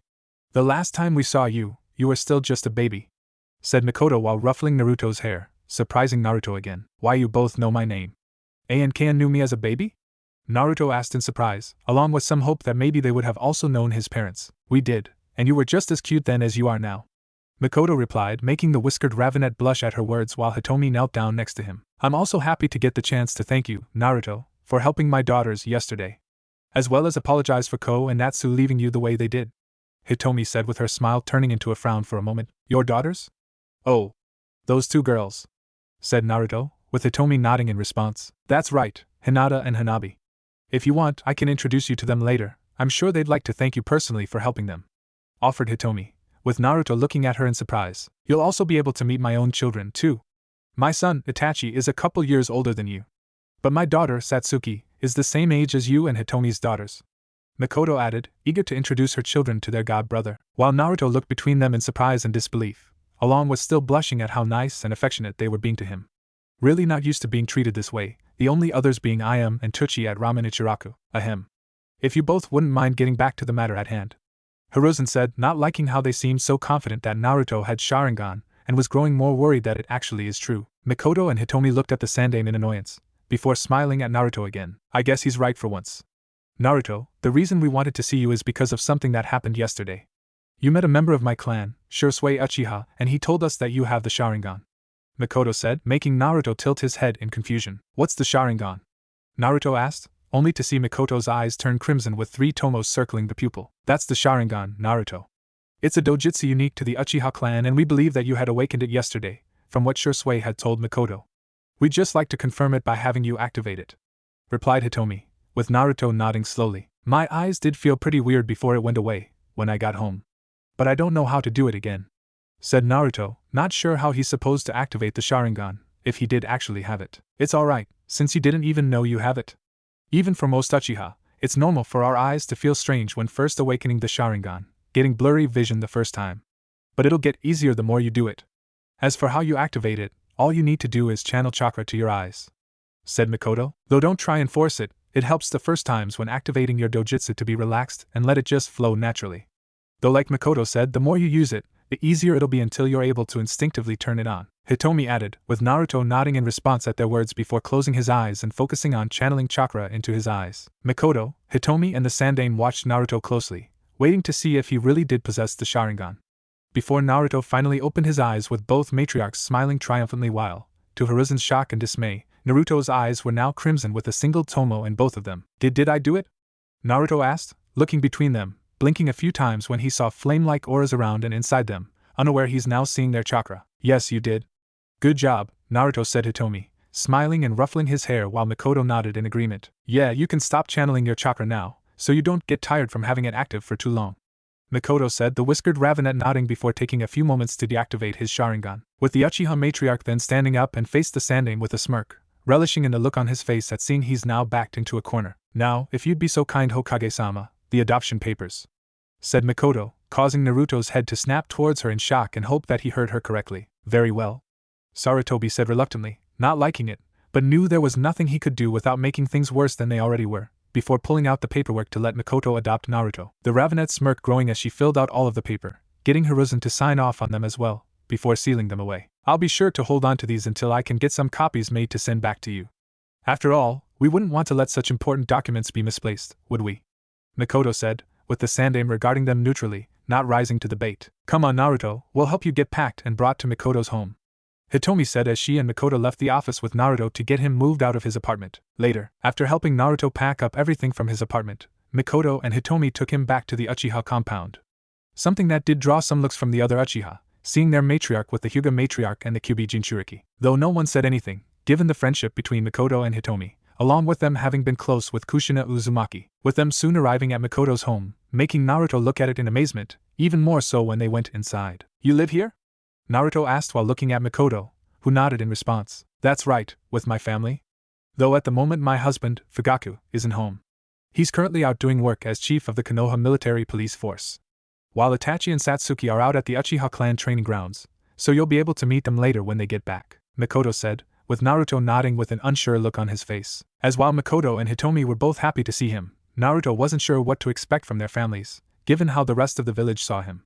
Before looking at Mikoto when she put a hand on his shoulder, with a reassuring smile on her face. Don't worry, you have nothing to be afraid of here, this is your home now, said Mikoto, easing Naruto's worries a little. Now come on, let's get you settled into your room, Mikoto said, taking Naruto upstairs with Hitomi following after them, with Mikoto pointing to which rooms were Satsuki's and Itachi's, taking Naruto to a room next to Satsuki's own, showing a rather sparse room with a bed, a dresser, a closet, and a low cabinet with 2 doors and empty bookshelves. It's not much, but we'll have time to fill it up once you get settled in, said Mikoto, while Naruto looked around the room in amazement, hesitantly going inside, still processing everything that's happened in such a short amount of time. I'm sure you must be pretty overwhelmed, meeting us, learning you have the Sharingan, being adopted by Mikoto, and now having your room. But if you want to ask us anything, then don't be afraid to ask, no matter what it is, Hitomi said, smiling at the whiskered Ravenet, making Naruto turn towards them. Why? Why are you both being so nice to me? You said you met me as a baby and that you've wanted to meet me, but I've never seen either of you before. Why did you wait so long? And how did you know my name? Did you know my parents? Naruto asked, not wanting to sound ungrateful given how nice they've been to him, but he's still confused about why they were nice to him. His questions making both matriarchs frown before they sat down on the bed, motioning Naruto to sit between them, which he did so. It's not that we didn't want to meet you, Naruto. If we could have, we'd have taken you in after your parents had, unfortunately, died. But when we tried, the Hokage and the elders had forbid us from taking you in, even placing restraining orders against us, preventing us from interacting with you, Hitomi revealed, much to Naruto's shock and hurt. The old man, he did that? Said Naruto, not believing the Hokage had known they wanted to take him in, but had forbid them from doing so or even interacting with him. Yes, which was also something he had no say in doing or right in interfering with, given that I was meant to be your legal guardian to begin with due to your parents naming me your godmother before you were born, while your godfather has to be out of the village most of the time due to being in charge of Konoha's spy network, said Mikoto, making Naruto's head snap towards her in shock. Why you're my godmother? I have a godfather? Naruto asked in disbelief, not expecting to hear Mikoto was his godmother nor having a godfather. Yes. Your mother was our best friend, she wanted me to take care of you if anything happened to her and your father.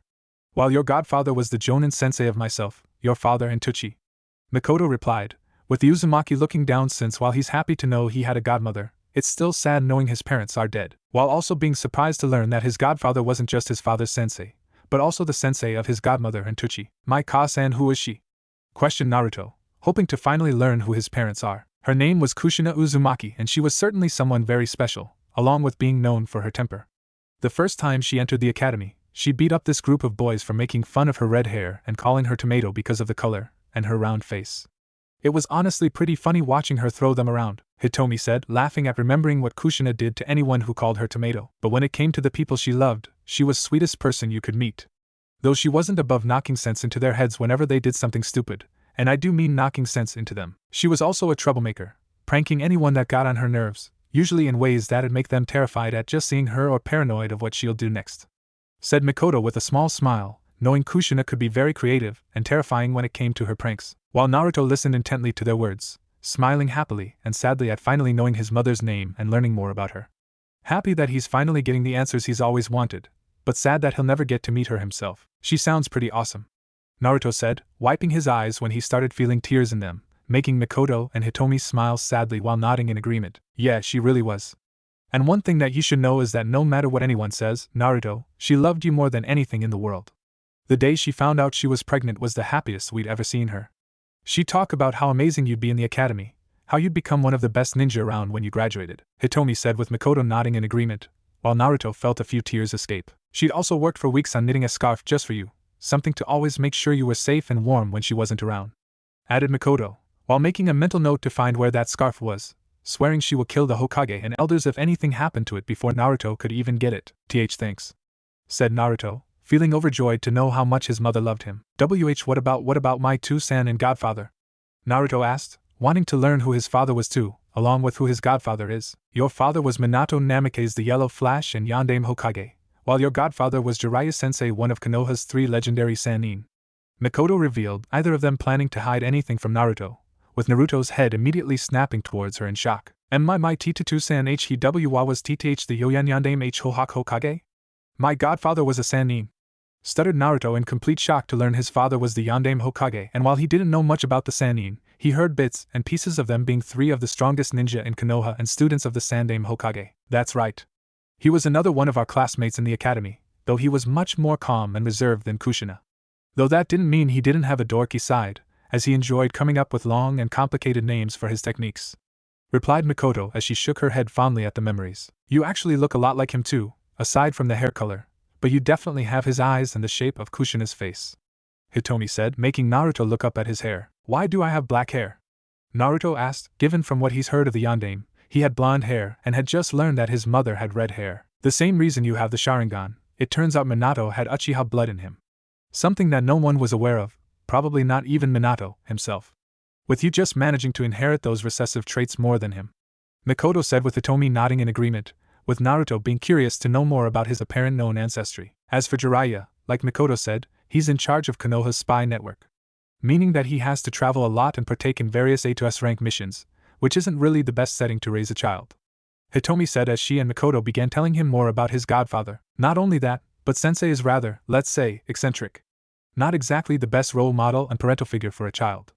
If you want, I can see about getting in contact with him so you can meet him, Mikoto said, having no intention of cutting her former teacher out of his godson's life, along with being skeptical on the Hokage's claim that he wouldn't allow them to take care of Naruto, with him nodding and smiling softly at the chance to meet his godfather. Can you tell me more about them? Naruto asked hopefully, with both matriarchs smiling and nodding in response, the two telling Naruto everything they could about his parents and Jiraiya.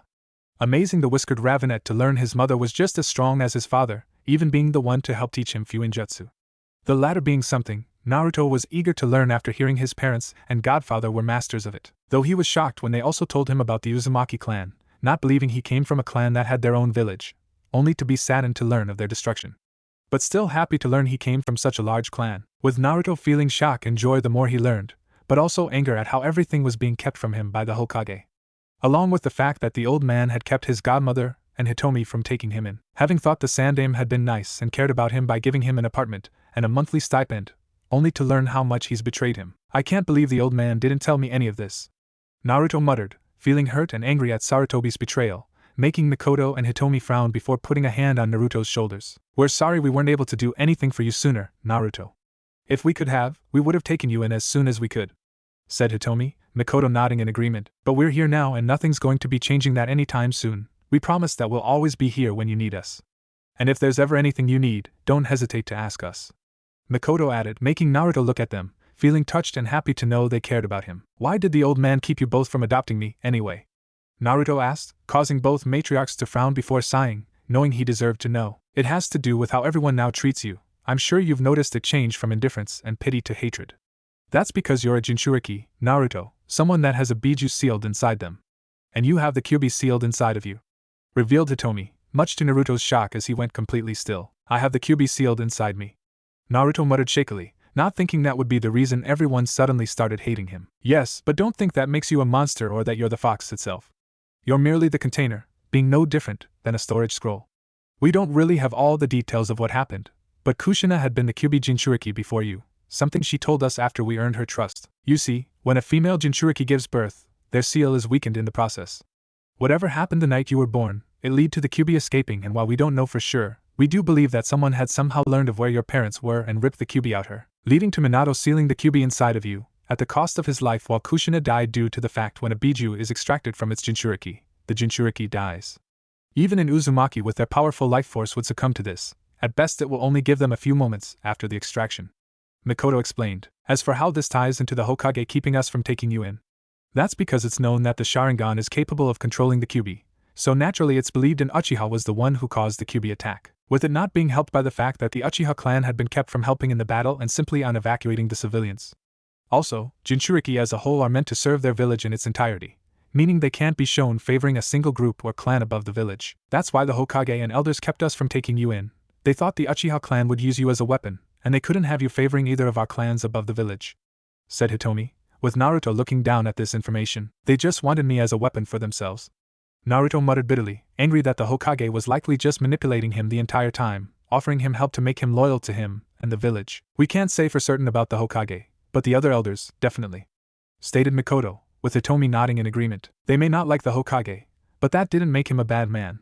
Though they personally thought he was worse than that, he was a good man that just did nothing unless it was for the good of the village. With Naruto looking down while Mikoto and Hitomi held him close, the two swearing to make sure he'd never be used by anyone again. Later, once Naruto had calmed down from all the revelations of who he was and about his parents, Mikoto and Hitomi had begun helping him get settled into his new room and unpack everything, with him still asking to know more about his parents and godfather, wanting to learn everything they could tell him, especially since they planned to introduce him to the latter, something the two were more than happy to do. Though once they were done unpacking, it wasn't long before Hitomi had to return home, leaving just Naruto and Mikoto, with the Uchiha matriarch taking Naruto downstairs to the kitchen where she began making him some ramen, wanting to make him something special. Sorry if it's not as good as Ichiraku's, I'm not used to making ramen, Mikoto said while smiling sheepishly, having not made ramen very often, with Naruto taking a bite of the ramen, his eyes widening in surprise before he began eagerly devouring it. No, it's really great.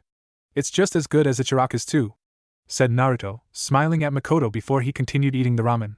With the more he ate, he started thinking it was even better than Ichiraku's. Then I'll make sure to make more whenever you want some, said Mikoto while smiling at the whiskered ravenet, ruffling his hair before kissing him on top of his head. The gesture making Naruto go still for a moment before looking at Mikoto smiling at him, before going back to his ramen, unable to deny the warm feeling spreading through him. Is this what having a Ka-san is like that?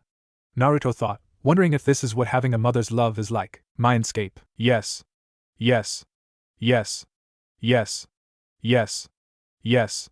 Kushina repeated with an ecstatic and overjoyed grin on her face that finally her baby could get the home, love and family he should have had for years. While it had been a shock when she realized that Naruto had the Sharingan and possibly the Hayatan as well, if how he created the ice around his fists was anything to go by, it also made her relieved that it meant now the Hokage and elders could do nothing to stop Mikoto from adopting him, feeling happy at her friend's refusal to give up on taking Naruto in, along with being happy that they told him everything about her, Minato, Jiraiya, the Uzumaki clan, and him being a Jinchuriki. And soon I'll hopefully be able to meet Naruto myself, thought Kushina, having started getting the hang of her new body and power, hoping that soon she'll be able to reform her old body so she can meet Naruto in person. Real world. We're home, someone said, making Naruto look up from his ramen while Mikoto smiled at hearing Itachi, knowing Satsuki would be with him. I'm in the kitchen, Itachi, Satsuki. Come in here, there's someone I want you both to meet, said Mikoto, eager to introduce them to their godbrother, while giving Naruto a reassuring smile after seeing his worried expression. Hearing the approaching footsteps, Naruto looked towards the entrance and saw who were his apparent godbrother and godsister.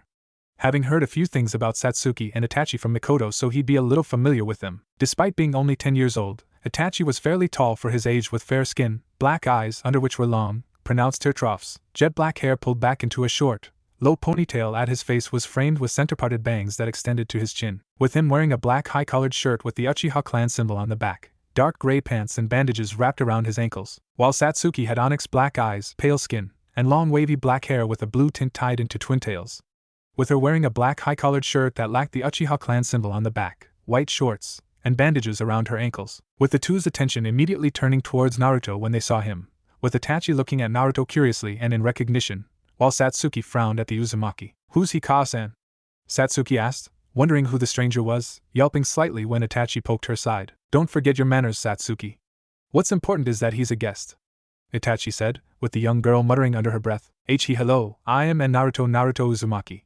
Naruto introduced while standing up and bowing to the two. "It's nice to meet you, Naruto, my name's Itachi." "And there's no need to bow, alright," replied Itachi with a small smile and holding out his hand, which Naruto hesitantly shook before moving Satsuki forward. "Hi, I'm Satsuki Uchiha," Satsuki said, crossing her arms while giving Naruto a scrutinizing look before turning to her mother with a questioning look. "Itachi, Satsuki, Naruto is the son of a close friend of mine. Unfortunately, she and her husband died not long after he was born. But before they did, they named me his godmother, and just recently I was finally able to adopt him. So, Naruto isn't only your new adopted brother, but your god brother as well," Mikoto revealed, surprising Satsuki and Itachi to hear Naruto is their god brother. "Another brother?" Satsuki asked, now curious to learn she had another brother, a god brother at that, who's also her age. "What changed, Ka-san?" questioned Itachi, knowing who Naruto is and his status, making him wonder what happened to get the Hokage to let his mother adopt Naruto. "It turns out Naruto is much closer to us than I originally thought," said Mikoto before nodding to Naruto, wanting him to show them his Sharingan. Nodding slowly, Naruto closed his eyes before opening them after a few moments, shocking the siblings when they saw he had the Sharingan. "You have the Sharingan?" said Satsuki in shock and disbelief, along with some jealousy that someone her age awakened the Sharingan, even earlier than when Itachi awakened his, with it not helping that he probably wasn't even aware of it at all, if her mother didn't even know he had it. "That's right, it turns out Naruto's father had Uchiha ancestry, which has awakened in Naruto, making him a member of the Uchiha clan and allowing me to adopt him," Mikoto said while smiling at her children. "Well, it's surprising to see someone so young awaken the Sharingan, but it's also impressive as well. It just means you'll have that much more time to master it," Itachi stated, with Satsuki scowling and crossing her arms. "It's not that impressive, he probably didn't even mean to awaken it," Satsuki muttered, annoyed at how close her mother already seemed to Naruto, and Itachi praising him for awakening the Sharingan, with Mikoto looking at her daughter with a frown before smirking as she knew a way to change her attitude in regards to her new brother. Going over to Satsuki, Mikoto leaned down and began whispering something in her ear. The young Uchiha frowning at what her mother was saying, only to perk up before smiling eagerly. "Okay, maybe it's a little cool, you have the Sharingan. But that doesn't mean you're an Uchiha yet. So that's why I'll be teaching you everything you'll need to know about being an Uchiha clan," Satsuki said with a smirk, making Naruto look at her in confusion. "Thank you?" Naruto said in an unsure manner, wondering what she meant by that. "Of course, after all, it's a big sister's duty to teach her new little brother," said Satsuki with her smirk growing, while Naruto looked at her in surprise before frowning in annoyance. "You aren't older than me. We're the same age," Naruto said, only for the young girl to pat him on the head. "Nope, I'm older than you, meaning I'm your Nei-san and you are my Otuto," Satsuki said, pleased that she's got a younger sibling now. Mikoto having told her that she was older than Naruto by a few months, and that he need her to guide him on being part of the Uchiha clan. That it'd be a big responsibility only she could handle, and Satsuki had no intentions of letting her mother down. "No it doesn't. You can't be older than someone who's the same age," retorted Naruto before looking at Mikoto and Itachi for help, only for them to smile in amusement. "Sorry Naruto, but it's true. Satsuki is older than you by a few months, so she is your new Nei-san," Mikoto stated, pleased at managing to get Satsuki on board the idea of having Naruto be part of the family. "Indeed, and you should always listen to your older siblings. Isn't that right, Satsuki?" said Itachi, with Satsuki nodding in agreement. "That's right. You have to listen to your older siblings," said Satsuki, only to realize what else Itachi meant by that, making her scowl at her older brother when he laughed lightly. "Alright, that's enough you three.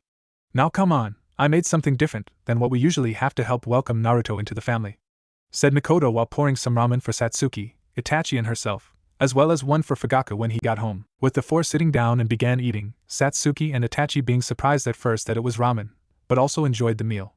With it not being long when they heard the door open again, with Mikoto, Satsuki and Itachi knowing it's Fugaku. "I'm home," said Fugaku before heading into the kitchen, seeing the rest of his family and the new addition. "Welcome home, Tsu-san," Itachi said while bowing slightly to his father. "Tsu-san, look! Kasen brought home a new brother for us, and he's our god brother too. But I'm still older than him. Kasen says it's my responsibility to tell him about being an Uchiha. Satsuki said, smirking at Naruto when he gave her an annoyed look, while Fugaku chuckled lightly and patted his daughter on the head. Then I'm sure he'll have the best teacher to help him get settled into the clan. Fugaku said before turning to Naruto, who fidgeted in his seat, only to relax when Fugaku held out his hand towards him. And it's nice to meet you, Naruto. I've heard about you from Mikoto, and I'm glad to see she was finally able to bring you here. I've also heard that you've already awakened the Sharingan, said Fugaku, surprising Naruto before he shook the clan head's hand. Yes sir. Naruto replied, with Fugaku sitting down at the table as well. Well, when you're finally settled in, what do you think about starting your training with Satsuki? While I'm busy with the police force, I'm sure Itachi and Mikoto would be able to help both of you with your training. Fugaku said, surprising Naruto again, while Itachi nodded in response. I should be able to help them when I have some free time. Shursui and Izumi may also be willing to train with us too, said Itachi, making Satsuki smile in excitement. Yeah. Shursui's really strong, but Itachi's still stronger, Satsuki said, excited at the chance to train with her brother and Shursui, along with having Naruto training alongside her, while the whiskered Ravenet looked at them in surprise before looking at Mikoto, who smiled and nodded at him. With Naruto slowly starting to smile as well, not expecting them to be this welcoming to him, but also happy that he finally has the chance to be part of a family. What were you thinking, Hiruzen? Letting the Jinchuriki be taken in by the Uchiha? You might as well give them control over all of Konoha now. Danzo shouted as he, Koharu, and Hamura stood in the Hokage's office, discussing Naruto's adoption into the Uchiha clan and the fact he is an Uchiha, the Warhawk being even further angered at the fact that Sarutobi waited until the next day to inform them, rather than immediately telling them what happened yesterday. As the longer nothing was done, the deeper the Uchiha could sink their claws into the weapon. There was nothing to be done, Danzo. I saw for myself that Naruto possesses the Sharingan, and is capable of activating and deactivating it, something only Uchiha are capable of, retorted Hiruzen, narrowing his eyes at his old rival. As much as I don't like it, Hiruzen is right. With the proof of the boy's Uchiha heritage, we can do nothing to stop the Uchiha clan from taking him in, whether he's a Jinchuriki or not. If we did try interfering, it would only alienate the other ninja clans once they've learned that we would prevent them from taking in any descendants of their respective clans. Hamura said, not liking the Kyuubi Jinchuriki is now with the Uchiha clan, but knew they couldn't do anything about it. Yet, no one had known the Jinchuriki possessed the Sharingan. It would have been simple enough to seal away the Jinchuriki's eyes and keep it a secret, while any claims the Uchiha and Hyuga made would be passed off as lies and delusions, said Danzo, believing it could have been prevented simply by sealing Naruto's Sharingan, and as a means to further antagonize the Uchiha clan if it seemed like they were trying to get control of the Kyuubi, while also potentially helping to isolate the Hyuga clan as well, should they ever look to be a threat to the village. And what happens if there are those that suspect it to be true, especially if the seal is ever discovered or removed? That we kept the Uchiha clan from taking in one of their own? If other clans learned we not only prevented it, but went out of our way to ensure no one learned the boy had the Sharingan, we would only be making the other clans lose faith in Konoha's government, or worse, pushing them to side with the Uchiha clan.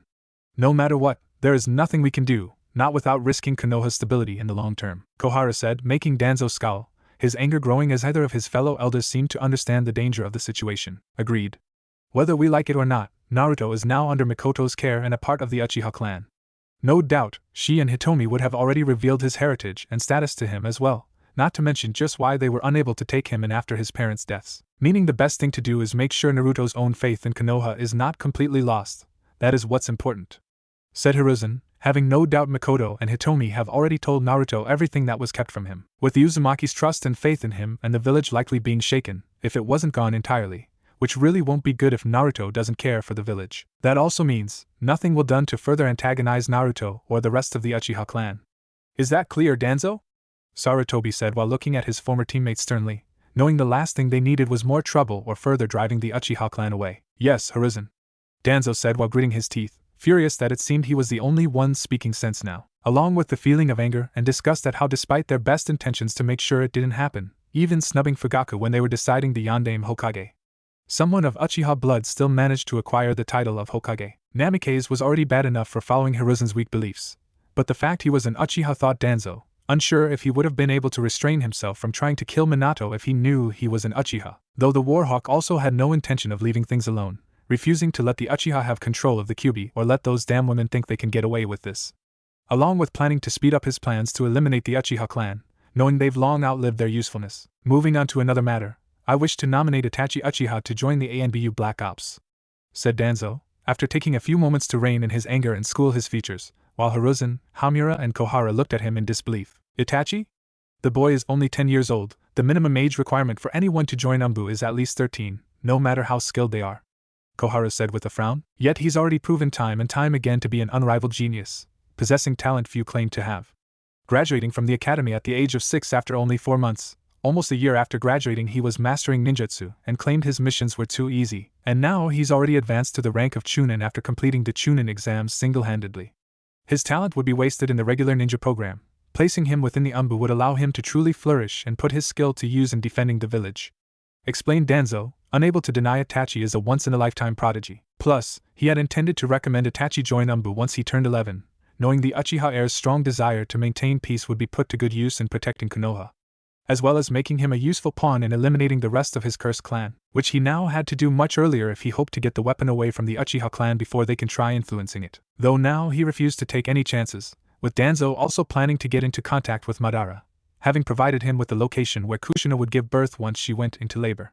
Planning to utilize their temporary alliance to provide Fugaku with the information needed to get him on board with the idea of the coup d'etat, and another useful pawn in ensuring nothing leads back to me, thought Danzo, thinking of Yashiro Uchiha, one of the main supporters of the idea of a coup, knowing he'd be a useful pawn to pass on the information to Fugaku, given how Danzo knew that Yashiro was a coward and wouldn't want to take any actual responsibility in coup himself, which makes him the perfect pawn to take the information from Madara and pass it to Fugaku. Still, even with his talent and abilities, he's still merely a boy.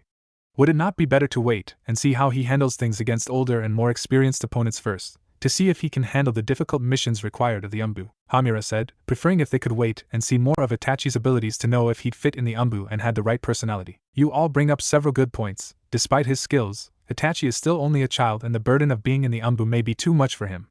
But Danzo is also correct that he would be wasted remaining in the regular ninja program, when he's proven time and time again to be a model shinobi. As for having him in Anbu, it would be a boon to have such a member working to defend the village from threats, Sarutobi said, reluctant to agree with Danzo about putting Itachi in the Anbu, before looking at the Warhawk suspiciously. Yet it's rather odd, with how you were so against the Uchiha clan taking in Naruto, only to suddenly suggest the clan heir for such a position, stated Hiruzen, wondering what angle he's playing with his suggestion. I merely recognize the fact that Itachi would be of better use to the village in the Anbu, rather than as a regular ninja. But it's also a means to keep the Uchiha clan from using the Kyuubi against Konoha by having their clan heir serving directly under the Hokage. It will keep them in line if they wish for his continued safety. And I'm sure we can all agree, it was most likely that an Uchiha had snuck out of the village and summoned the Kyuubi. With the death of the Shodai and near extinction of the Uzumaki clan, the only method of controlling and summoning the Kyuubi is the Sharingan. At least with Itachi in the Anbu, the rest of the Uchiha clan would be hesitant to use the Kyuubi at the cost of his life, Danzo explained, with Hiruzen frowning at his explanation, but also couldn't fault the logic. Very well, I will have the paperwork filled out to transfer Itachi to the Anbu.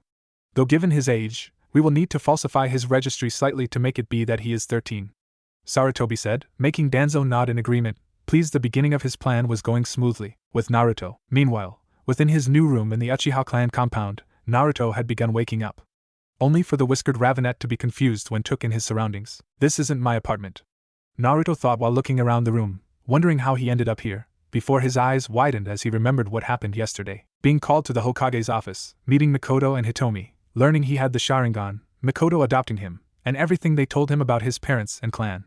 Then meeting Mikoto's family as well and feeling welcomed. It wasn't a dream, thought Naruto, unsure how to feel about everything that happened yesterday really happening. While he was happy to now be part of a family and finally learning who his parents were, it's still something that Naruto wasn't used to. Shaking his head, Naruto got out of bed before getting dressed and ready for the day, going downstairs once he'd finished.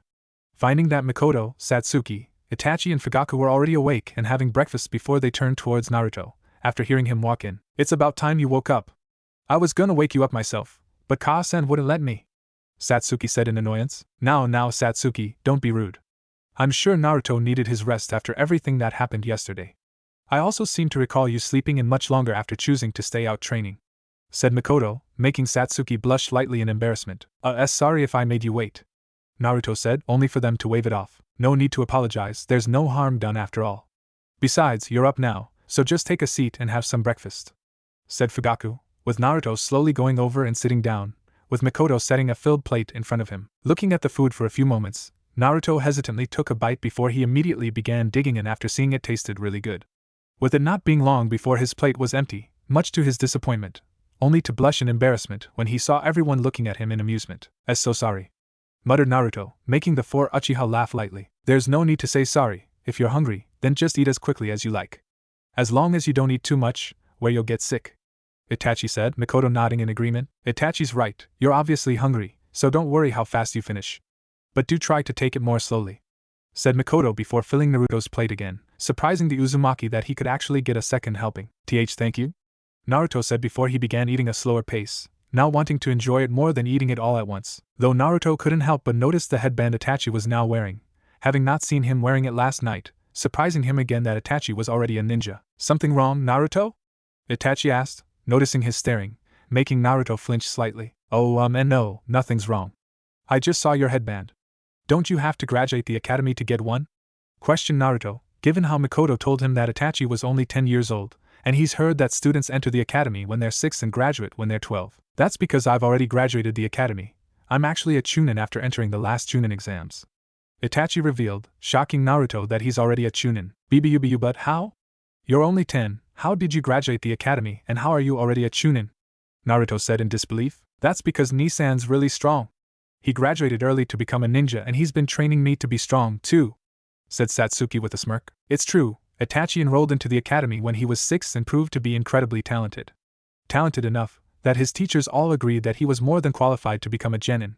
Mikoto said, smiling at her oldest son. But even then, he was already training at Chunin level, mastering ninjutsu far above that of a genin. And before you awakened your Sharingan, Itachi was the youngest Uchiha to awaken it when he was 8, along with mastering it the same year. Fugaku added, proud of how quickly Itachi was rising through the ranks. I just focus on my studies and keep up with my training.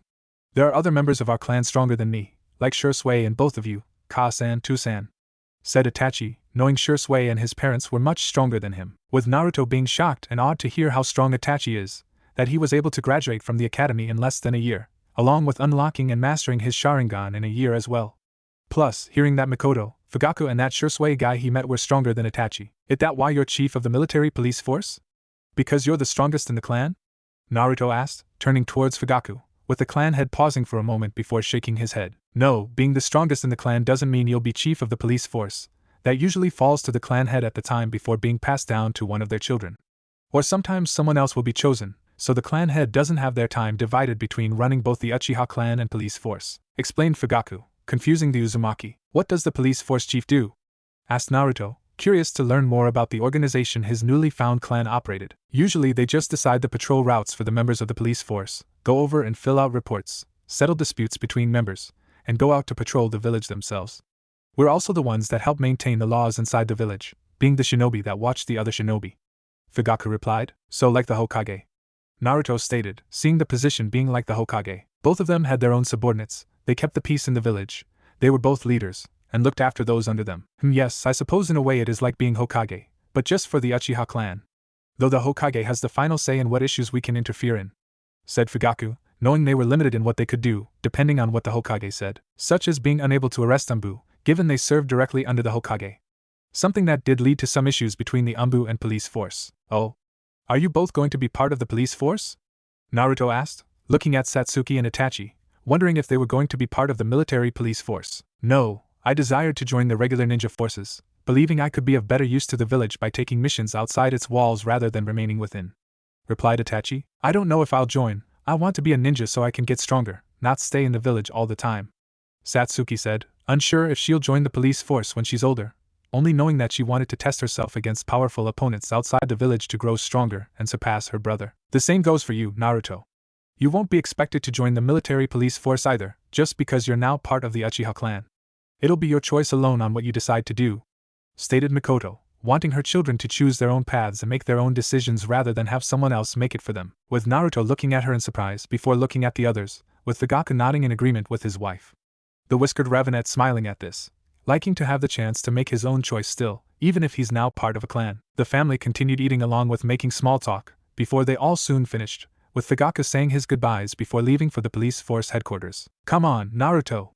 I'm gonna show you around the compound and make sure you know where everything is, Satsuki said, grabbing Naruto's wrist and pulling him towards the door, wanting to get started on teaching him everything about the Uchiha clan. Don't stay out too long, we'll still need to get started on your training today, you too, said Mikoto, with Naruto and Satsuki nodding in response before they left. I'll go find Shursui and Izumi to see if they can help us today or another time, Itachi said, standing up, with the Uchiha matriarch nodding at this, as they soon left as well to get things ready for Naruto's and Satsuki's training, along with getting back into shape, myself? Mikoto thought, remembering what Hitomi told her yesterday about getting back into shape after they retired, knowing her friend was right and it'd be good for them to start training again. As even if they were finally able to take Naruto in, they knew that wouldn't be the end of their problems and it'd be better for them to be fully prepared for anything. With Naruto and Satsuki, after leaving their home, Satsuki had begun taking Naruto all around the Uchiha compound, pointing out where everything was and introducing him to some of the other Uchiha clan members. And this is Uchiha Senbei. They have the best senbei in the entire village and everyone knows it, Satsuki said when they arrived at a small bakery, when Naruto saw in two older adults outside the shop before they saw both children. Well, if it isn't Satsuki. Is this a visit or are you going off to train with Itachi again? Asked the woman, smiling at the two kids, which Satsuki returned. Hi auntie, and we're gonna go train later. But right now, I'm showing Naruto around the compound. Satsuki replied while pulling Naruto forward, with the Uzumaki stumbling slightly at the force of her pull. Hello, it's nice to meet you both. I'm Naruto Uzumaki. Introduced Naruto, with both adults smiling at him. Oh yeah, I think we saw you yesterday with Mikoto. It's nice to officially meet you, Naruto. I'm Taiki Uchiha, this is my wife, Yurichi. Taiki said, he's my new Ototo after Ka-san adopted him, along with also being part of the Uchiha clan when he awakened the Sharingan. Revealed Satsuki, surprising the older Uchiha. Really? That's certainly an achievement. And if you're now part of the clan, then welcome to the family, Naruto.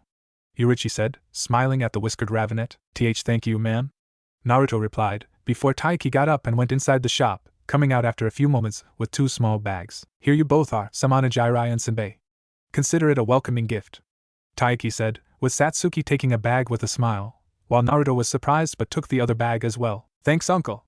But we need to keep going. I still have to show Naruto around and tell him everything he needs to know, Satsuki said, grabbing Naruto again, with Taiki and Yurichi laughing lightly at the sight. Of course, Satsuki, but make sure to stop by again. And you listen to your big sister, Naruto, she's a smart girl, said Yurichi while waving at the two. We're the same age, said Naruto in annoyance that Satsuki was making people think she's older than him. I'm still older. Now stop slacking off, we have a lot to go over, if we still want to start training today, Satsuki said with a smirk, making Naruto look at her in annoyance before glancing back at Uchiha Senbei. Hey Satsuki, were they actually your aunt and uncle? Naruto asked, since they didn't seem to really look like either Mikoto or Fugaku. No, but that's what I call them because we're all part of the same clan, so that means we're all family. Even if we're not directly related, we're family, replied Satsuki, surprising Naruto before he looked down. Sounds nice. Naruto muttered, wondering what it would have been like to actually grow up as part of a clan from the beginning, whether it be the Uzumaki clan or Uchiha clan, being able to know everyone and have everyone know who you are, smiling and greeting without a problem, even referring to some as if they were family without being related to them. Though Naruto looked up, when Satsuki's hand moved down to his and held it, finding the Ravenet smiling at him. That includes you now, too. Even if we're not related, you're still my new brother, and even if you weren't adopted by Ka-san, you'd still be my god brother too. So either way, you are family to us and soon everyone else in the clan will see you as family too, Satsuki said, surprising Naruto again before he smiled slightly at her. Thanks Satsuki, you actually are pretty smart, replied Naruto, feeling touched and happy at her words, that she considered him family, only for his smile to drop when she smirked at him. Of course I'm smart, after all, I'm your Nei-san. So obviously, I'm way smarter and more mature. It's why I was picked as your mentor in educating you, stated Satsuki, with the Uzumaki looking at her blankly before she started dragging him along, again. Now come on, no more wasting time. You need to get caught up on everything you need to know and there's still a lot to cover, Satsuki said as she continued showing him around the compound. Later, and this is the last stop, the Naka Shrine. This is where meetings are held by Tusan and the rest of the clan, along with where we honor fallen clan members, Satsuki said as they arrived at the Naka Shrine after she'd shown Naruto everything in the main compound. Is that everything then? Naruto asked tiredly, given how Satsuki had made sure to show him every inch of the compound, telling him about every store and shop inside, introducing him to everyone they came across, only having taken a short break to eat the onigiri and senbei they got from Taiki and Yurichi, before she went back to showing him around. Even worse, when she began asking him random questions on the places they visited, making sure he remembered everything she told him, and if he didn't give her an answer she liked, then Satsuki would simply tell him everything again, with the Jinchuriki hoping that it was finally over, with the Naka Shrine having been the last location to visit. Oh no, this is just the last stop in the village, there are still plenty of other places to show you. But we need to wait to visit those with Ka-san or Ni-san since they're all outside the village. But I can still tell you about them, Satsuki replied, knowing there were some places outside the village that belonged to the Uchiha clan. What else is there? Said Naruto in disbelief, not thinking there was so much to learn about being part of a clan. Well, there are a couple hideouts and strongholds that the Uchiha clan used to use as bases during the Warring States era.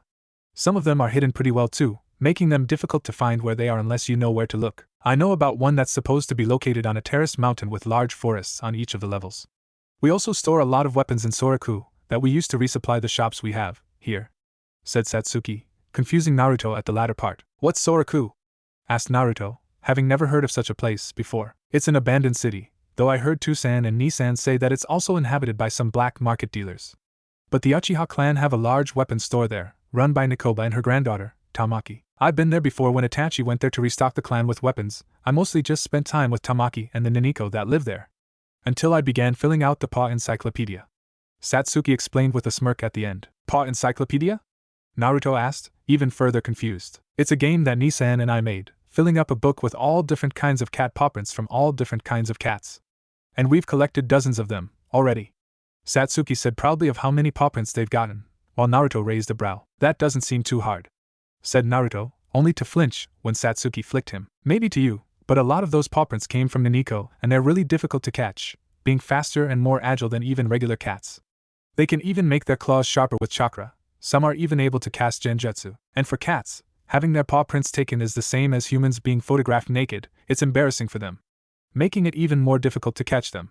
So it's not just a game, but also good training to be able to catch all the different cats, Satsuki said, crossing her arms in annoyance, having worked hard to catch so many different cats before. While Naruto looked at her in amazement, upon now hearing how difficult it'd be to get a cat's paw print, especially a Niniko's print, and could see how it would be really good training, needing to catch cats, avoiding their attacks, and holding them down long enough to get their paw prints. That actually does sound really cool, Naruto said, making the female Ravenet smirk. Of course. It's not easy, but I make sure to train long and hard to be able to catch any Niniko we go after, replied Satsuki, only for Naruto to shake his head. That's not what I meant. Sure, it's cool that you're able to collect paw prints like that from Niniko, but I meant that it's cool that you must be really strong to do it. Even if you don't have the Sharingan awakened, you're already very strong, a lot stronger than me, said Naruto, looking down upon seeing the difference between him and Satsuki. He couldn't even handle a few bullies, not really remembering how he even managed to beat them. While Satsuki was able to chase after ninja cats that can use chakra and genjutsu, not doubting she would have been able to beat the bullies without a problem. Oh thanks, Satsuki said, smiling at her god-brother, touched to hear that he thought she was strong even without the Sharingan, before putting a hand on his shoulder after noticing his expression. Hey, don't feel bad, you must be pretty strong already too, if you were able to awaken the Sharingan sooner than even Itachi. Plus, that means it'll be really powerful once you master it. Besides, you'll also be training with Kaasen, Itachi, Shursui, and Izumi, and they're all really strong too, so I'm sure you'll catch up in no time, said Satsuki, making Naruto look at her with a small smile, feeling better at her words. Thanks, Satsuki, Naruto replied, with the Uchiha nodding in response. No problem, after all, it's a big sister's duty to cheer up her Otoro when he's sad. And of course, I'll still be the stronger one between the two of us, since it'll also be my duty to look after you when you're in trouble, Satsuki said with a smirk, Naruto's smile falling as he looked at her blankly again. Seriously, how long are you gonna hold that over my head for? We're the same age, does a difference by a few months really matter?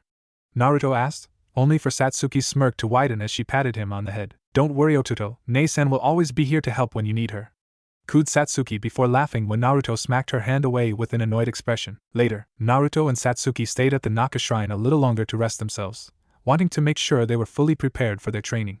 Before they left for the Uchiha clan's training grounds to meet Mikoto and Itachi, along with Shursui and Izumi, with the two arriving to see Mikoto, Itachi, Shursui, and a fourth person that Naruto didn't recognize but guessed was Izumi. Izumi had pale skin, long brown hair with bangs framing her face, and onyx eyes, with a mole under her right eye. She was wearing a sleeveless, high-collared purple shirt with the Uchiha clan symbol on the back, baggy blue pants, blue ninja sandals, a shuriken hostler on her right leg, a red armband on her left arm, and a long purple fingerless glove that ran nearly the length of her right arm. Naruto, Satsuki, we're glad to see you both made it, Mikoto said, smiling at the two children as they went over to the four Uchiha, with Shursui and Izumi smiling at Naruto. Hey, nice to see you again, Naruto. It's good to see you're now officially part of the clan, said Shursui, with Naruto nodding at the older Uchiha. Yeah? Thank you for before, with helping me get back home, and for Naruto said, not sure how to say it, given how he was only adopted by Mikoto because Shursui told her about his Sharingan. Don't worry about, I'm just glad I could help a fellow clansman, even one who didn't know it at the time. And I suppose now we can have an official introduction too. I'm Shursui Uchiha, also known as Shursui the Teleporter. Shursui introduced with a smile, while Naruto looked at him in surprise. The teleporter? Naruto asked, wondering what kind of nickname that was. Shursui is one of the fastest in the Uchiha clan, along with having unmatched mastery of the Shunshin Jutsu. Being able to simply fade out of existence, leaving no evidence behind that he was there or any indication of where he moved to. He's even able to leave after images behind that are tangible and strike with actual force, Mikoto explained, much to Naruto's amazement. Why you're that fast? Said Naruto, not thinking anyone could move that fast without something like his father's Hiraishin Jutsu. Yeah, but it wasn't easy getting to that level, and despite the nickname, I don't actually teleport, it just looks like I do. I've just worked really hard to master the Shunshin Jutsu. Said Shursui, knowing there were still plenty of ninja that were faster than him, like Might Guy and Kakashi Hatake. Naruto still thought it was really cool that Shursui was able to move fast enough, it looked like he was teleporting. Wondering if he'd be able to become fast enough to do that before he looked at Izumi, who walked up and smiled at him, and Satsuki. It's nice to see you again, Satsuki, and it's nice to meet you as well, Naruto. Itachi and Mikoto were telling me and Shursui about you before you arrived. Izumi said. Hello Izumi, it's nice meeting you too. Are you a ninja too?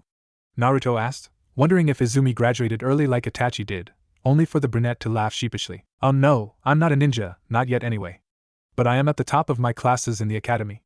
In fact, my teachers are even considering letting me graduate a year early with the progress I've made. Izumi said, knowing that while she's improved, she's nowhere close to Itachi's or Shursui's levels. Izumi's also unlocked the Sharingan too. Even earlier than Itachi, she unlocked it when she was 5. Said Satsuki, making Naruto look at her in surprise. You unlocked the Sharingan when you were 5 too? Questioned Naruto, given how Itachi was supposed to have been the youngest Uchiha to awaken his Sharingan, but now learning that Izumi unlocked hers first. Well, technically, I did unlock my Sharingan when I was 5, but I never really had that much chakra, so I couldn't actually use it. If I kept it active too long I'd faint. Though recently, I've managed to get my chakra reserves high enough to where I can use it a little longer. Izumi replied while activating her Sharingan, which had 3 tomos in it. Oh well, I still think it's cool you awakened it that soon.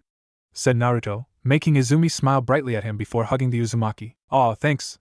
You're as sweet as Mikoto said you were. Izumi said, making Naruto blush in embarrassment. I think you might have some competition, Itachi.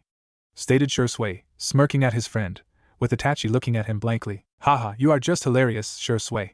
Itachi muttered while rolling his eyes, as Izumi letting Naruto go before Mikoto stepped forward. Alright, now let's begin today's training. First, we'll be having both of you working on your chakra control, something that will be very important later on. Then we'll be moving on to some basic ninjutsu and taijutsu, but before that we'll be testing your elemental affinities. Mikoto said, making Naruto and Satsuki look at her in confusion. What are elemental affinities, Ka-san?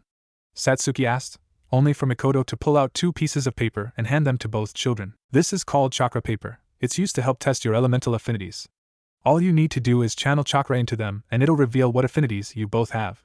Said Mikoto, with the 2 still looking confused, but nodded as they channeled chakra into them. With Satsuki's paper wrinkling before burning to ash, while Naruto's paper was sliced in half with one of the halves burning to ash, like Satsuki's.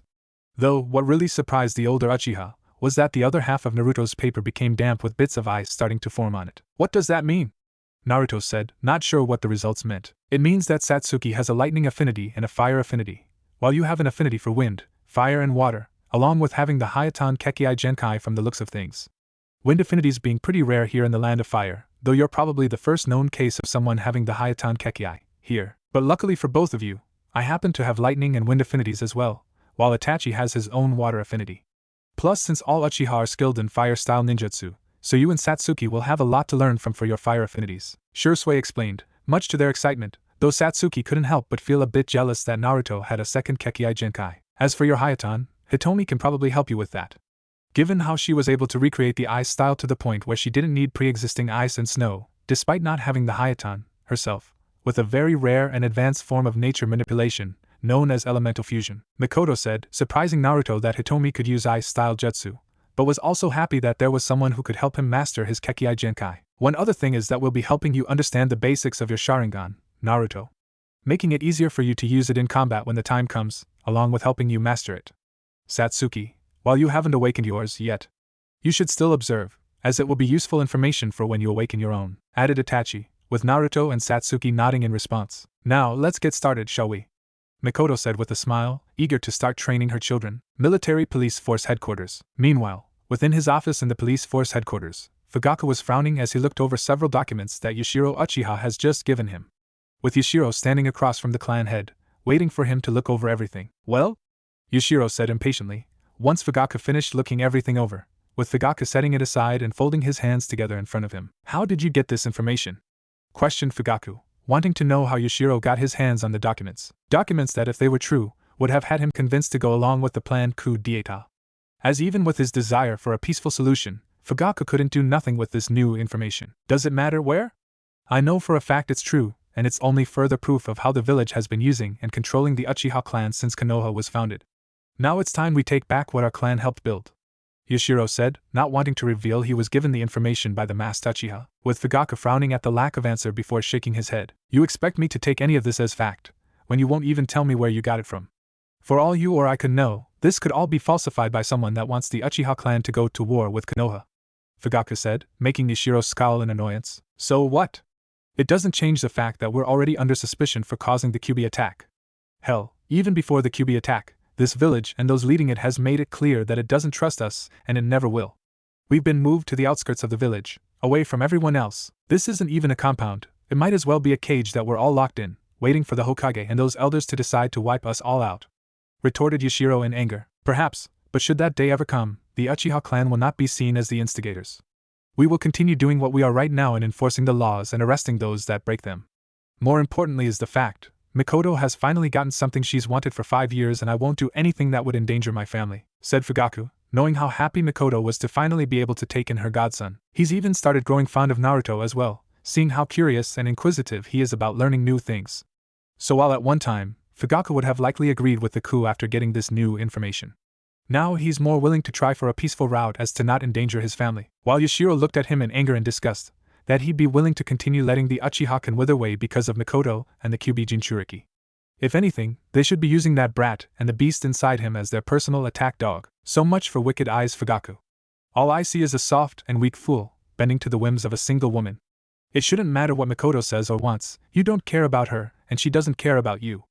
If it wasn't because of your arranged marriage, she'd still be chasing after Namikaze while you would be chasing that Inuzuka bitch, Yushiro shouted, disgusted at the idea of Uchiha marrying outside of the clan, only for him to recoil when Fugaku closed his eyes before they snapped open, showing his Sharingan, which glowed slightly as he gave Yushiro a dark warning look. Be very careful, the way you speak, otherwise you'll see just how wicked my eyes truly are, Fugaku warned, refusing to let him speak about some that way, who at one point would have been the person he chose to marry instead, if he hadn't been arranged to marry Mikoto. And perhaps Mikoto and I don't love each other, but she is still a friend and the mother of my children. And I will do nothing to endanger my family, nor will I lead this clan in some foolhardy rebellion that will more likely get us all killed. So, this will be the last time I say this, Yushiro. The coup does not happen, and should I find out that you and anyone else are planning to go through with it behind my back, I'll kill you all, myself. Understood, said Fugaku darkly, making Yushiro pale and gulp before nodding shakily. Why, yes, F. Fugaku-sama. Yushiro replied, bowing his head. Good, now get out, Fugaku said, with Yushiro eagerly exiting the office with his tail between his legs. Damn him! Damn him to the deepest pit in hell! Yushiro thought, furious he couldn't convince Fugaku to get on board with the coup, knowing if he wasn't on board then the majority of the clan wouldn't be either. Meaning if he wanted the coup to happen, Yushiro knew he'd need to find someone to help convince enough of the clan to go through with it. Already planning to find a way to get into contact with the masked Uchiha, knowing he'd be able to help. Later Uchiha training ground. Okay, I think that's enough for today, said Mikoto, looking at Naruto and Satsuki who were panting tiredly from their training. You two did pretty good. Most kids would have been done after the first 2 hours the first time doing the surface walking exercise, Shursui stated, impressed at their determination given how they were running low on chakra from doing the surface walking exercise, not to mention the overall exhaustion. Yeah, you both were really great today, and you're only going to get better, said Izumi, smiling at the two kids. Though, what was even more impressive was the progress they made once the exercise was broken down and explained to them. They honestly wouldn't be surprised if Naruto and Satsuki end up mastering the tree walker exercise in just a few days. Indeed. But also take this as an important lesson, never train to the point where you're exhausted and unable to even move, as such a thing could leave you defenseless and open to be attacked. And outside the village, that is always a high possibility, Itachi added, not wanting them to risk leaving themselves defenseless by going overboard with their training. Thanks for the advice, said Satsuki, feeling tired from everything they did today. Well, if you two aren't too tired, then I was going to take you both out for lunch, maybe Ichiraku, Mikoto said with a sly smile, when she saw Naruto instantly perk up. Ichiraku? Naruto asked, with Mikoto nodding in response. Yep, and I'm sure that they'll also have some sliced tomatoes as well, Satsuki, said Mikoto, with Satsuki now perking up this time, knowing her daughter loved tomatoes. I'm not tired, Naruto and Satsuki both said at the same time, making the older Uchiha laugh slightly before Mikoto turning towards Itachi, Shursui, and Izumi. Would you three like to join us? Questioned Mikoto, only for them to shake their heads since they still had other business to take care of before exchanging goodbyes and taking their leave. With Naruto, Satsuki, and Mikoto going to the village, the Uchiha matriarch glaring at anyone that tried glaring at her and her children, making several villagers quickly walk away, not wanting to risk getting on the bad side of one of the demon queens. Before the trio soon arrived at Ramen Ichiraku and stepped inside, finding Tucci and his daughter Ayam behind the counter. Well now, there's a face I haven't seen in a long time. Mikoto Uchiha finally decided to stop by again, Tucci said, smiling at seeing his old teammate, which Mikoto returned before Ayam quickly ran around the counter and hugged the woman. Hi auntie, Ayam said, smiling happily up at Mikoto, while Satsuki looked surprised at the familiarity they had with her mother, with Naruto not being surprised after learning Tucci was her old teammate along with his father's. It's nice to see you again Tucci and sorry for not coming by before, but a lot's happened. And it's always great to see you again, Ayam, you've certainly gotten bigger, said Mikoto as she smiled at the two. Ka-san, how do you know them? Satsuki asked curiously, making Tucci and Ayam turn to her and Naruto, before smiling at the latter. Naruto, it's really great to see you too, Ayam said, hugging Naruto as well, making the Uzumaki blush lightly with a small smile. You too Ayam Nichan, Tucci, Naruto replied, returning the hug. And I'm guessing this is Satsuki, right? She looks just like you, said Tucci, smiling at the younger female Uchiha, while Mikoto nodded in response. Yeah, she really does. And Satsuki, Tucci is actually my old teammate from when I was a genin, before he retired. While I've met a few times before, even when I was still pregnant with you, Mikoto said, surprising Satsuki that she's meeting one of her mother's old teammates. She also told me that both of you were my two sans teammates too, said Naruto looking at Tucci, with Satsuki being surprised again to hear this, along with Tucci before he nodded in response. That's right, and it's good you know who they were now, Naruto. It's a shame what happened to them, Tucci said, shaking his head. You were Ka-san's teammate, Satsuki stated, changing the subject when she saw Naruto's downcast expression at the mention of his parents. Yeah. Tu-san was teammates with Aunt Mikoto and Naruto's father, and I got to meet them too, replied Ayam with a smile, having always liked it when her father's old teammates came into the shop. That's right, Mikoto and Naruto's parents were some of our best customers when we first opened up. But you'd be surprised to hear that your mom didn't always look like this. Back in the academy and our genin days, she was quite the tomboy.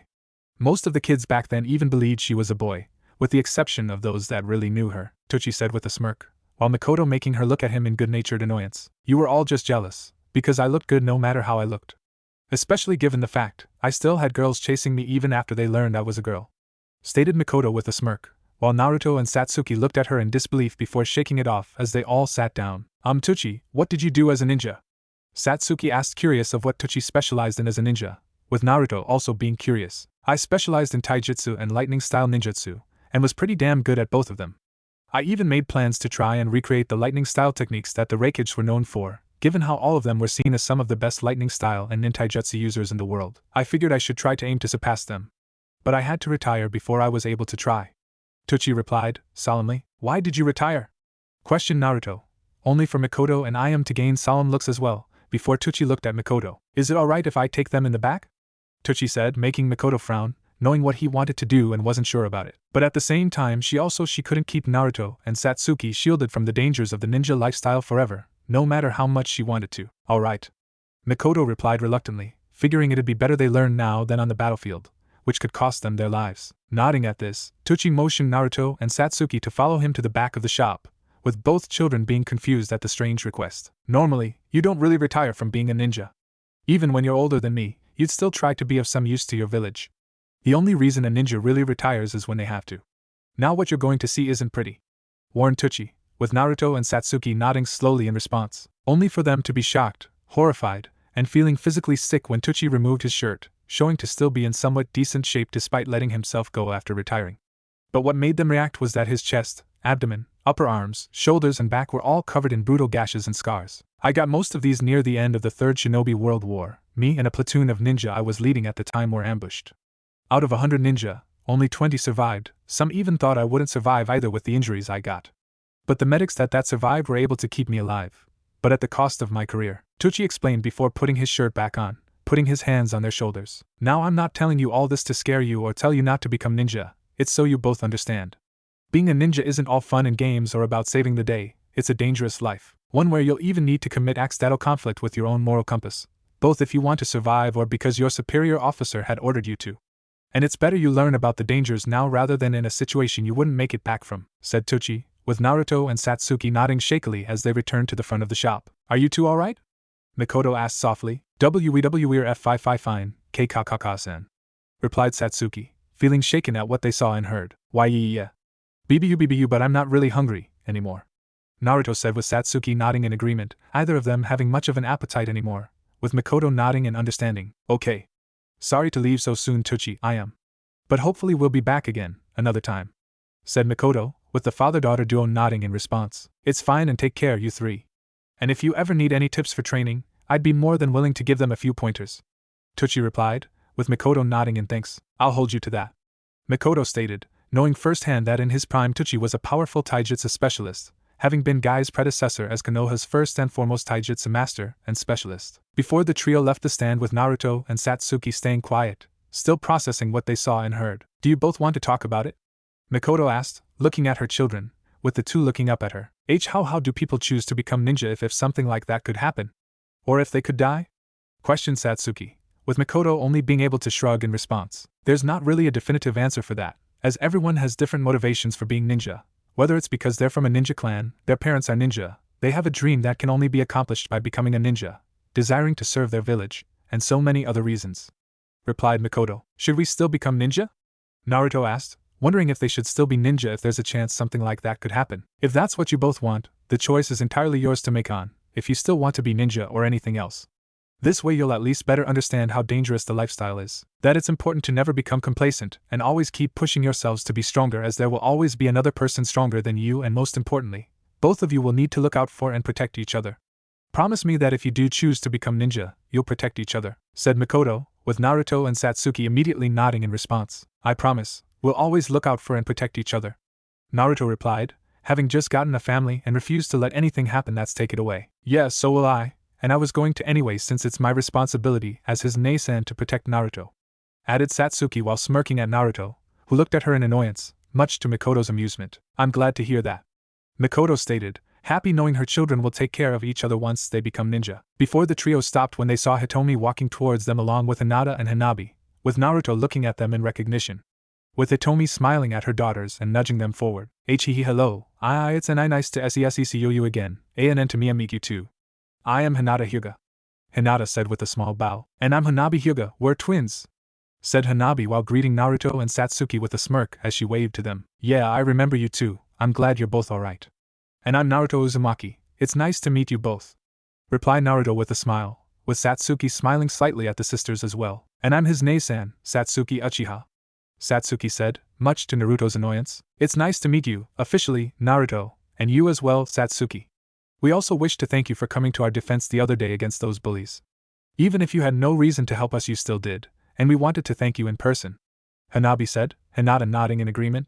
We also wanted to apologize for our old sea caretakers leaving you alone, too. We're glad to see you're alright though, added Hinata as she smiled shyly at the Uzumaki, which Naruto returned. It's fine, really. You two were fine and that's all I cared about. Besides, I paid those jerks back for picking on you both. Naruto replied, making Hanabi smirk. Good. They deserved it for picking on two innocent girls and then attacking our savior, stated Hanabi, pleased to know Naruto was able to get payback on the bullies for them and himself. As long as YUD didn't get in trouble, Hinata said, not wanting Naruto to have gotten in trouble because of them. So did you two want to come play with us? Satsuki asked, making the twins smile and nod as the four children quickly ran off together, with Mikoto and Hitomi following behind them. So, I take it things went well after I left, stated Hitomi, smiling at seeing how happy Naruto now looked, much better than he did before. They did, and hopefully they'll stay that way, Mikoto replied, smiling as well as they watched the four children run off together. Naruto, Satsuki, Hinata and Hanabi soon arrived at the park, where they decided to play a game of hide-and-seek with the addition that the seeker would need to also tag the hiders in order to catch them, allowing the hiders the chance to escape the seeker and continue hiding until they were caught, with the whiskered Ravenet having been chosen as the first seeker, while Satsuki, Hinata, and Hanabi went to hide. The game lasted a few hours, giving each of them a chance to be the seeker, before they all sat down to rest. Ha! I still have the best time in finding all of you, Satsuki said with a smirk, having managed to find and tag both Naruto and the Hyuga twins the fastest, much to their annoyance, Mostly Naruto's and Hanabi's. I was close to beating you all. I would have won too, if I could use my Byakugan. Retorted Hanabi, muttering the last part to herself, while Satsuki's smirk widened. Don't be jealous, it's not my fault I'm just that good. Or maybe you all are just too slow to escape. Satsuki said teasingly. You only won because you have more training in chasing people, thanks to those cats you chase all the time. Naruto said while crossing his arms, annoyed that he was the first one Satsuki managed to find and tag. Chasing cats? Hinata asked in confusion, which Hanabi shared as they looked at Naruto and Satsuki. Yeah, Satsuki told me that she and Itachi, her older brother, made a game about chasing different kinds of cats in Nico to get their paw prints for something, called a paw encyclopedia. Replied Naruto, surprising the sisters. Our brother. Satsuki said, correcting Naruto's statement on Itachi only being her brother, before looking at Hinata and Hanabi. But yeah, I've just gotten good at chasing targets since Nico are much faster and more agile than any of us. So it's natural I'd be the best chaser, not that it would have made any difference in me being the winner. Stated Satsuki. It would have if Hinata and I could use our Byakugan. Hanabi said in annoyance, swearing that next time she'll be the winner. That W wouldn't really be fair, Hanabi. You using our Byakugan to look through things to find them. Said Hinata, not wanting to cheat by using their Byakugan to simply look through everything to find where they'd be hiding. You can see through things with your Byakugan? Naruto asked curiously, not really knowing what the Byakugan could do, outside that it simply made the Hyuga clan's eyes look different than anyone else's. Yep. The Byakugan lets us see through any object, including a person's body to see their chakra and tenketsu, which we can strike and close with our Jukin. It also gives us a complete 360 view of our surroundings, and the more we train it, the farther we're able to see. With it helping that our Byakugan are already really strong, Hanabi said proudly, surprising Naruto to learn what the Byakugan could do. And mine isn't really that strong though. Hanabi can already see further than I can. Said Hinata, knowing her sister's Byakugan is stronger than hers. While the Sharingan is cooler gives us a lot more abilities. We can cast Genjutsu, predict an opponent's movements, copy Jutsu, and see chakra with it too. Even if it's not to the same extent as the Byakugan with the latter. Satsuki said while crossing her arms with a smirk, believing the Sharingan is stronger than the Byakugan, with Hanabi frowning before realizing what the Uchiha said. Wait, you said us, do you have the Sharingan? Hanabi asked, turning towards Naruto, with Hinata doing the same, both of them being surprised when he nodded. Yeah, I do have the Sharingan, apparently. I actually awakened it when I helped you two against those bullies, after said Naruto before trailing off, not wanting to say when they left, knowing they didn't leave willing. Oh, sorry. Hinata said while looking down, still feeling bad at how they were unable to help Naruto, with the Uzumaki waving it off. It's fine, really. Besides, it worked out in the end. Naruto replied, given how if he didn't awaken the Sharingan then Mikoto never would have been able to adopt him. Yeah. While I'm angry to hear about some bullies beating up my Ototo, he's now living with us. And next time anyone tries picking on him, they'll have to go through me. Satsuki said with a smirk, much to Naruto's annoyance. We're the same age. A few months doesn't make you older than me. Said Naruto, only for Satsuki to pat him on the head. There, Ototo. You just let Nei-san handle things if any more bullies try picking on you, okay? Satsuki said with her smirk growing as Naruto tried smacking her hand away, only for her to pull it back before he could. You know, Naruto, being the younger sibling isn't so bad. Hanabi said while mentally smirking, with Naruto looking at her in confusion. How? Questioned Naruto as the brunette wrapped an arm around Hinata before pulling her close. Simple, while Hinata's technically older, I'm the one who usually looks out for her and helps her whenever she's in trouble.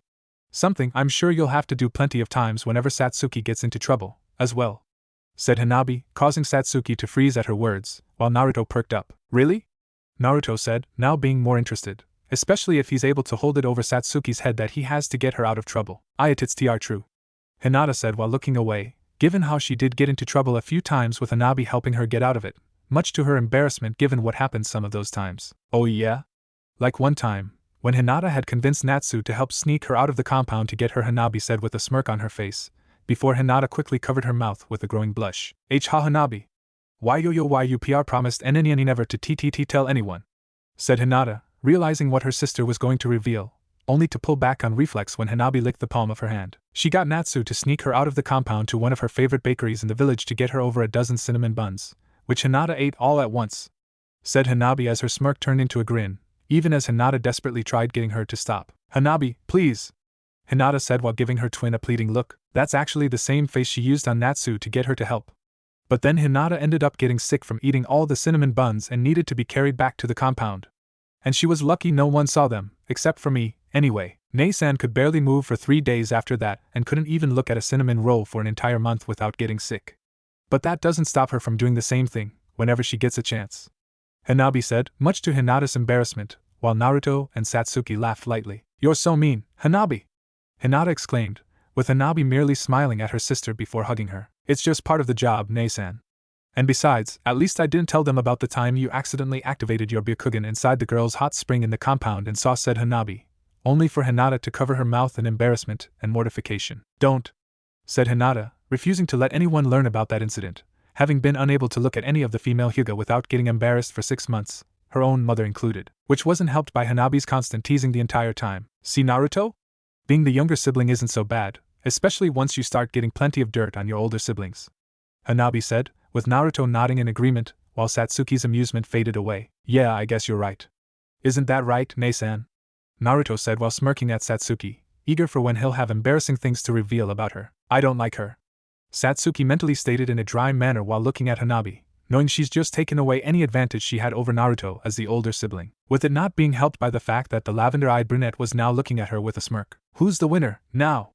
Thought Hanabi, pleased at getting back at Satsuki for winning the game by taking away her enjoyment at being the older sibling. Meanwhile, Mikoto and Hitomi were sitting next to each other, watching their children, smiling at seeing them talking and laughing before they got up and went back to playing.